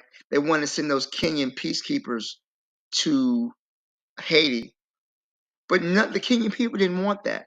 But Kenya's president and their government is basically in the pocket of the U.S. So they can send over another black country to do the U.S.'s dirty work. But then if you're not politically astute, you'll turn around and say, well, look, that has nothing to do with racism. It's two black people fighting. But we don't see the puppet master behind the screen. And I think that's really what she was touching on. So I'll leave it there. I know it's getting late. I don't want to be too long-winded. Thank you for that, Black Steel. Is there any comments on the panel that you'd like to address before we close out tonight's show? Yeah. So, and this goes back to Black Steel stating or implying that Kenya's current president is in the pocket of Western powers. We don't have proof of that. We can suggest that. I might sound biased being a son of Kenyan immigrants, but we also have to understand that when you're the head of state of a nation, you have everybody looking to gun for your position. We see it in the United States. The current president that was just inaugurated has continued to claim that the re-election that he ran to become the 46th president was rigged. So I'm stating that we should be careful with saying, who's being a puppet and who's not being a puppet, because until you live in those countries, we only have a very limited view on what exactly is going on for that person in their day to day. I say this to also add an example of President Ruto, who Black Steel had mentioned. He's doing everything, at least in my eyes, to try to make Kenya continue to be the beacon of democracy in East Africa. One example is having a free trade agreement with first developing worlds. not just in the Western world, but also for his nation of Kenya. You know, last time I was on here, I had stated that he came to the state of Nebraska because there is a Kenyan that has direct coffee access. So he can build that bridge between the country of Kenya and the state of Nebraska in the United States. I digress and state again, until we live in these nations, I understand that we are very skeptic when we see headlines, when we see maybe news clippings of people protesting against that current president in Caribbean and African nations. But again, just take a step back and think about how many people are trying to end that person's current term and maybe even their life. I'm a little bit of pushback. I don't want to make this into something else. So you use an example as the current president saying that the election was stolen. Are you saying that the election in the United States was stolen as an example as far as like the corrupt things that may happen in other countries? Are you using that as a parallel? It is really interesting to see that I'm neither for the current president nor against him. I know that he claims that he's America first, as he should be. Again, he is an American, so why wouldn't he be American first? But I say that to say the two states that he stated that there was election fraud, those two states undoubtedly won him the election. Maybe not single handedly, but just 4 years later, he ended up winning the election. And in the past 30 years, he's had the most votes. So it does come into question of like what in fact did happen 4 years ago in the United States. Kofi, can I No. take that one for a Well, moment? no. COVID happened. COVID This is is what happened. this not even. What you're saying on its face, when you really know what everything happened on the ground, makes no sense. So this is the idiocy of Donald Trump. So he said the election was stolen during a time where he had the presidency and he was the commander in chief, versus now he won and he lost a popular vote, right? He lost a popular vote, right?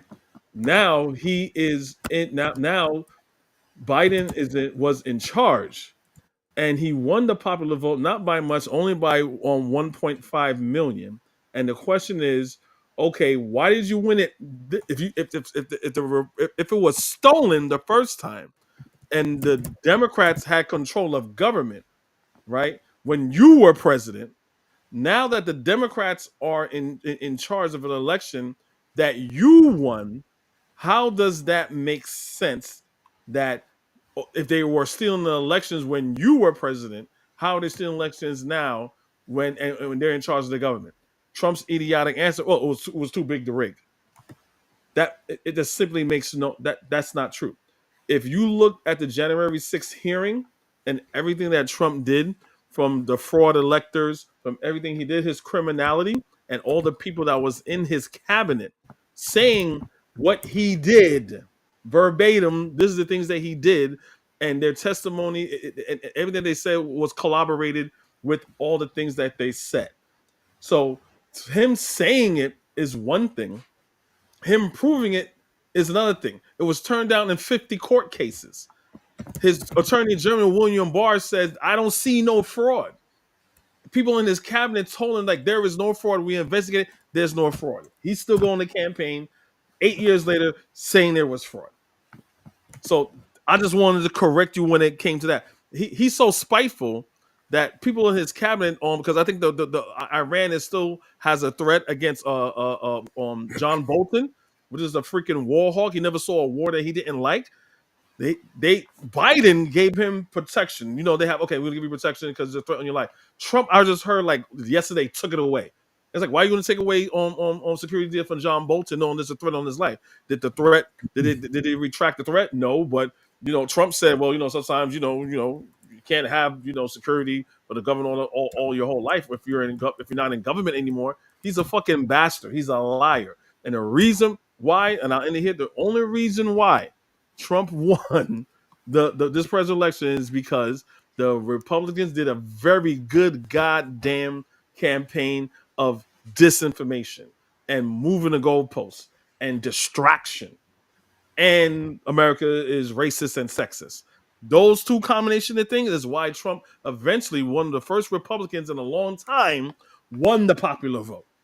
And he won the electoral college. But again, he only won by a small margin. So the fact that you're saying, I'm not, trying to demean you or anything like that, because even my wife said something the other day. She got mad at me, thought I was demeaning her. I'm like, no, no, no. This just proves when you guys have these talking points and say these things, it goes to show that they ran a goddamn great campaign. Now people are fucking around and find out, which is the thing right now, is because all the shit that he said he's going to do, he's not going to do. Oh, what he said. Oh, the war will be over in Ukraine once I get in the seat. Once I get in the power, war still going in Ukraine. Yo, eggs and groceries, they're bad. I'll change it. Interview once you win the candidacy. I can't promise that. I can't promise tomorrow. I can't promise anything. And everyone looked like fucking idiots. But I'm glad this has happened because this will make people for the next 2-4 years. It will make people pay attention more to politics than the okie doke. And I end it right there. So, just to conclude, and if I may, I'm going to be very quick. One, Jacadero, I do want to comment over the points you said. Yes, you are right. People have to be more aware and be able to have a better understanding of the cultural and how that cultural in specific countries influence the political aspects. But I'm going to give you an example of knowledge of this. Last 74 years, particularly after the 70s, almost 80 years ago, the end of the war, of the Second World War. What happened here in the Western Hemisphere? Anybody that knows the history should be able to answer real fucking quickly. It will tell you. One, what we saw here was the explosion of political instability that was coming from from the beginning of the century, with the revolutions of Cuba in '52, with the revolution and civil war of '49 in Costa Rica, with the revolution and the coup of Peru in 45, 46, with the coup in Venezuela in 50. So we saw that the end of the war brought a whole series of instability throughout the Caribbean and Latin America. Biggest examples of those instabilities, the Contras in Nicaragua, the revolution, the civil war in El Salvador, the situations in Guatemala, the own situations of Mexico, with the appearance of Chiapas and the Comandante Marcos, for example. Luminoso, Sendero Luminoso. So understanding that and understanding how here in the Western Hemisphere many things happen almost simultaneously between each nations, and understanding then how that relation to the impacts of the United States and their systematic and constant intervention into that gives you the elements and the necessary elements to understand in a more in-depth sense. In my case, bro, I traveled from Canada to Argentina in a motorcycle in a year and a half through the Panamericana, and I traveled through all the majority of islands in the Caribbean in year and a half, from the lower Caribbean closer to Venezuela. I went all the way up to Cuba. So in my case, I already did the homework of being with Afro-Indigenous communities throughout the Western Hemisphere.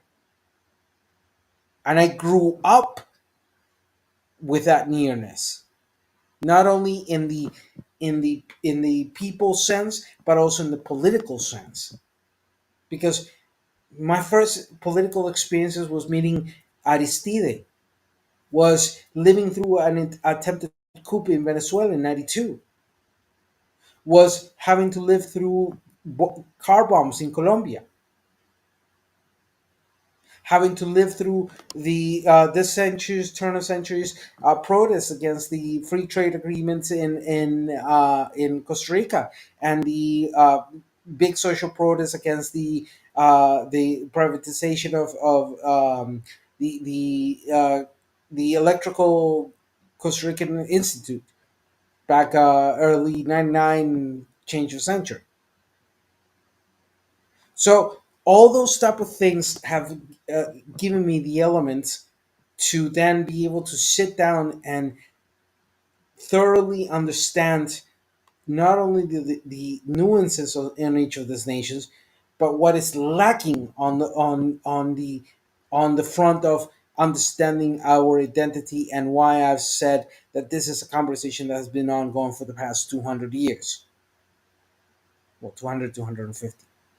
So saying that, I do think that that many, not only in the United States, but yeah, a lot happens in the United States, allow the charlatans to tell them bullshit that has no sense. And I'm going to give an example, like the Hebrew Israelites, or like the we are the true indigenous people, the so-called pretending avos,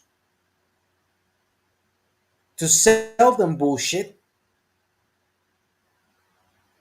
or like Tariq Nasheed, who parts his whole philosophy from clear xenophobic stances, and a lot of this emanates from United States.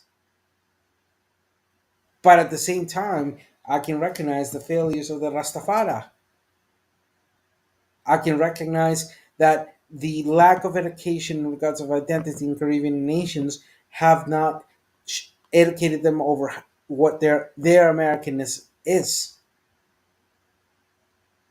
I can recognize the systematic and constant problems of corruption. Now that we just grabbed,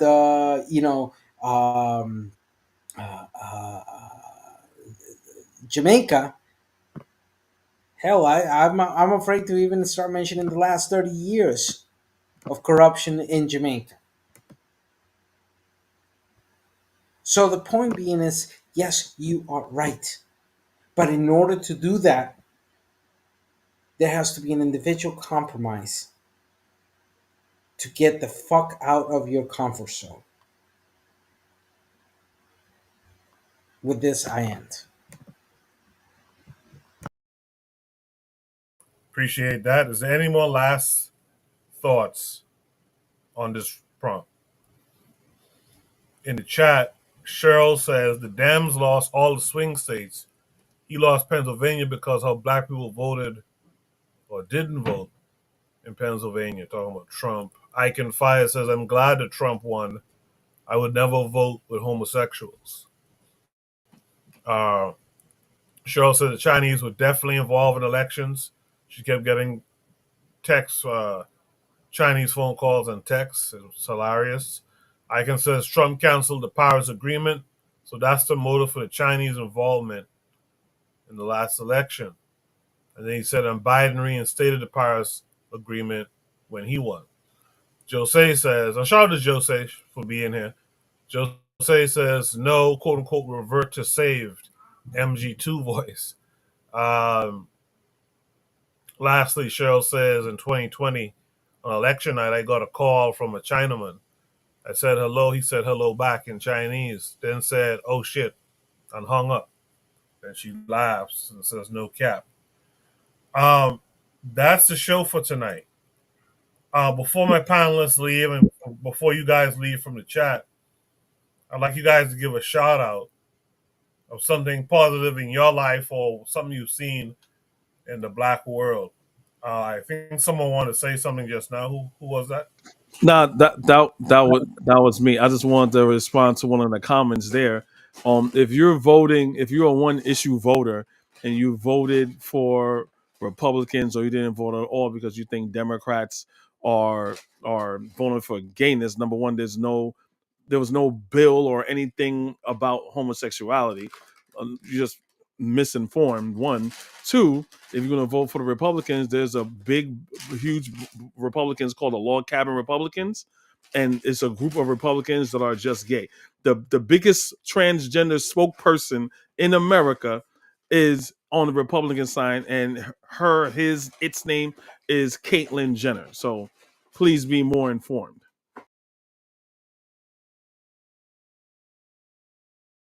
All right, so let's get some shout outs here from Black Steel. Black Steel, what would you like to shout out this week? Let me think. What do I want to shout out, man? There's, you know what? I've said this. I wish there was more positive things going on in the black world. I think a lot of black people are kind of, especially in the U.S., we're kind of just waiting for the other shoe to drop when it comes to all these executive orders the president's doing. So I think we're just kind of waiting on the other shoe to drop. So I think, shout out to my people here in the States, man. We're gonna be okay. It's just we've been through worse. We're gonna be all right. Appreciate that, Black Steel. Disso, what would you like to shout out this week? Well, I shout out you, Kofi, people who are trying to make the change with these conversations, as well as a shout out that probably is not going to be heard. But just this weekend, there was a celebration of Afro descendancy in Puerto Viejo, Limón, in Costa Rica, trying to educate over our history. So the shout out is that of all and everyone who's making the effort to continue this type of conversation, um, keep on going. We're doing the good work, and we have to continue doing the good work as under our capabilities. So an applause to all of us who are making that effort. Appreciate that. So thanks for coming through. As always, Kofi, what would you like to shout out this week? I'm kind of with Black Steel on this one. So much like negative things that's happening in the world today or whatever. It's kind of hard, but I'm gonna give a shout out to my children. They're pretty much doing good in school. They're doing tests and they're coming out looking good. So I'm happy with that. Proud of my son starting his second semester in college. So, the first prompt you had today, people, if you have children, if you're doing it or not, please check in on your children to make sure of their mental well-being. Make sure that they're being loved and know that they're being loved. Just go in the room, whatever, tomorrow or whatever, just say, hey, I love you. I'm here for you. Anything that bothers you, I'm always here for you. So we need to do that. We need to protect our children. That's it. Appreciate that, man. Make sure you guys subscribe to Kofi's channel, Kofi the Black Critic, and all the other shows on KWAZ Radio. Jack Adara, what would you like to shout out this week? I'd like to shout out the Empowerment Network here in Nebraska. They put on for the Black community, not only here in the Midwest, but all over. And one example of that they put on every summer is the Rebuilding the Village Conference. It will be the 18th annual this summer. I encourage all of you to register and come to Omaha, Nebraska and see everything that goes on, from finance to development, real estate, STEM programs, and everything in between. The Empowerment Network, empoweromaha.com. Much love there. Appreciate that. Jose wants a shout out to Burkina and their first EV rolling out their factory. I know Jose says Western politics are tired on Pan-African platforms, if not in third person them. Okay. I know Trigger Happy had posted something about the AES and the alliance with Ghana, so to speak, and AES passport, I guess, is in the works as well. That's the show for tonight. We'll Wait a be minute, back I next didn't week. give my shout out. I didn't give my shout out, Coco. My bad, Warner. My bad. Go ahead. Yeah, so I want to start a bit. I want to start some trouble a little bit. So no, I know I love all my brothers from all around the world, but I have to do this. I have to do it. So let me start like saying this. Shout out to Ibrahim Traore, uh, as Jose was just saying, for the car company that he started in Burkina Faso. I think that's a wonderful thing for Burkina Faso. I think it'll be very beneficial to, because I think the other car company is in either Nigeria or Ghana that has a like official manufacturing car company. I know that I had the name in mind, but I can't remember it now. Who manufactures their own car? So I think that's a great thing. So let me start with a bit of controversy. It's Nigeria. It's Nigeria. Thank you, Kofi. So let me start a bit of controversy now. It's a bit of controversy. So first of all, let me shout out Joe Biden. Joe Biden has decided to pardon my provisional president of Africa, Marcus Garvey. I forgot about that. Yes, yeah. So I want, because I want his record clean, and I'm glad that he finally cleared the record of Marcus Garvey. And in the eyes of these detractors, they can't call him a con man, because they like to call him con man because he get arrested and all that bullshit.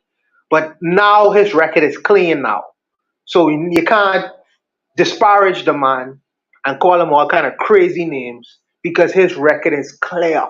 His record is clear, and standing in America. We always forgive Marcus Garvey. We never believe the United States government, but the fact that his record is clean, I respect that, and I really appreciate that.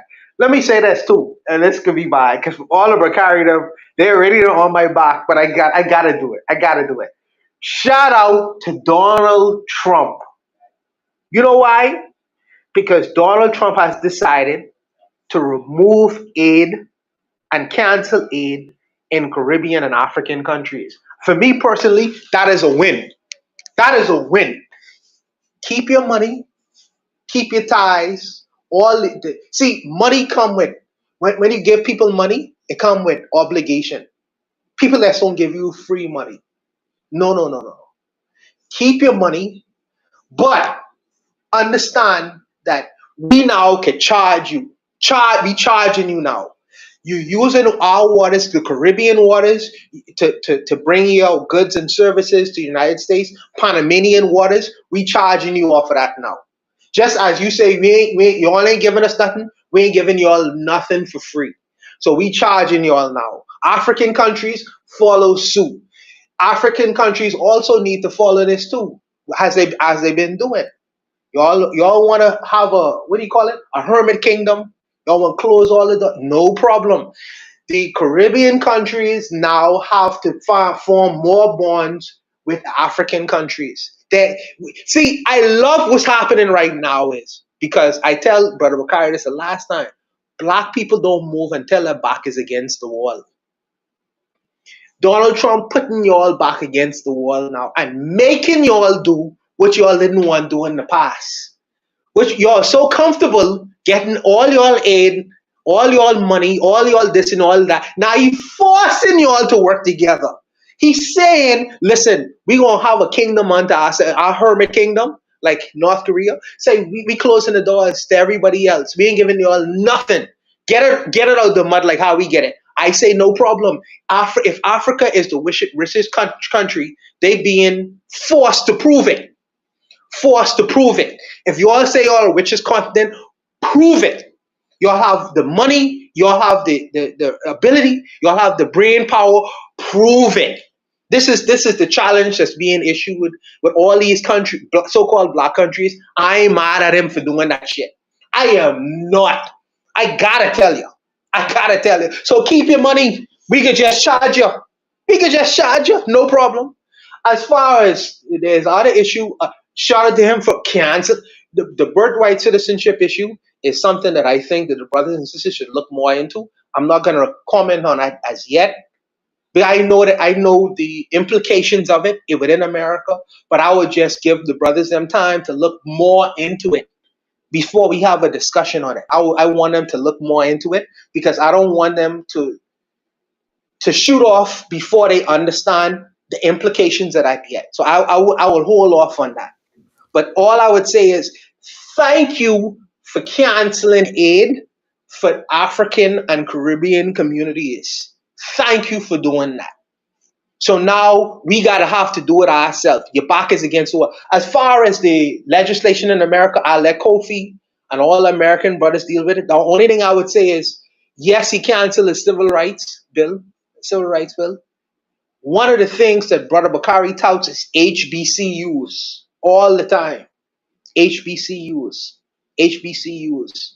So now the white supremacists gonna discriminate against all these black students spending money, sending their children to these white schools and stuff like that, spending their money in white programs. Now the white supremacists say who deciding for these people. Now they're not handcuffed to DEI no more. They don't have to let little Jerome in. They don't have to let little Tyreek in. So now they can let all the white folks in, and where they can leave the black people out in the cold. Where the black people educate themselves, they must go back to the HBCUs. So whether some brothers see that as a good thing or a bad thing, I'll wait for the discussion.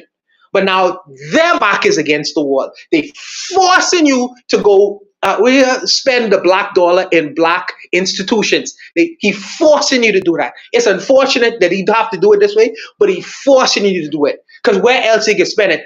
The white boys ain't gonna let you in their institutions, so you must go back to your black institutions. So I see it. I'll wait, like I say, I'll wait for the discussion first. I'm not gonna shoot off at the mouth. I'll wait to hear what the discussion is before I start to be critical of it or whatever. Because like I say, I'm standing at a distance, and I'm only gonna comment on international matters.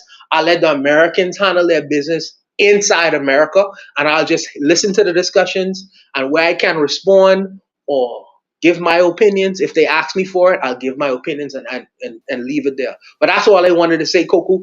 Thank you for the time, brother.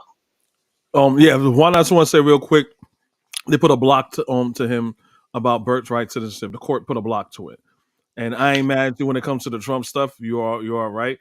And I've been saying this for years. Our back gotta be up against the wall. So this is to me the bittersweet part, So I totally agree with you. I just want to shout out all the women, the black women who have been supporting the channel, especially over the past few weeks or months. Cheryl has been consistent in the chat, provide triggers for evolution. Even when she's traveling, she tunes in. The matron is usually here. Marcus Garvey is the way, and Sister Raw have been pretty consistent over the past few weeks, if not months. And I appreciate that. I wish we could get more women to come up on the panel so we could get a black woman's perspective and hear their voice and feel their presence on the panel. But I guess that'll happen in due time. Well, thank all of you who participated tonight. We'll be back again next week, Saturday, 8 p.m. to 11 p.m. or so, Eastern Standard Time. I'll see you guys then. You guys be good. Peace.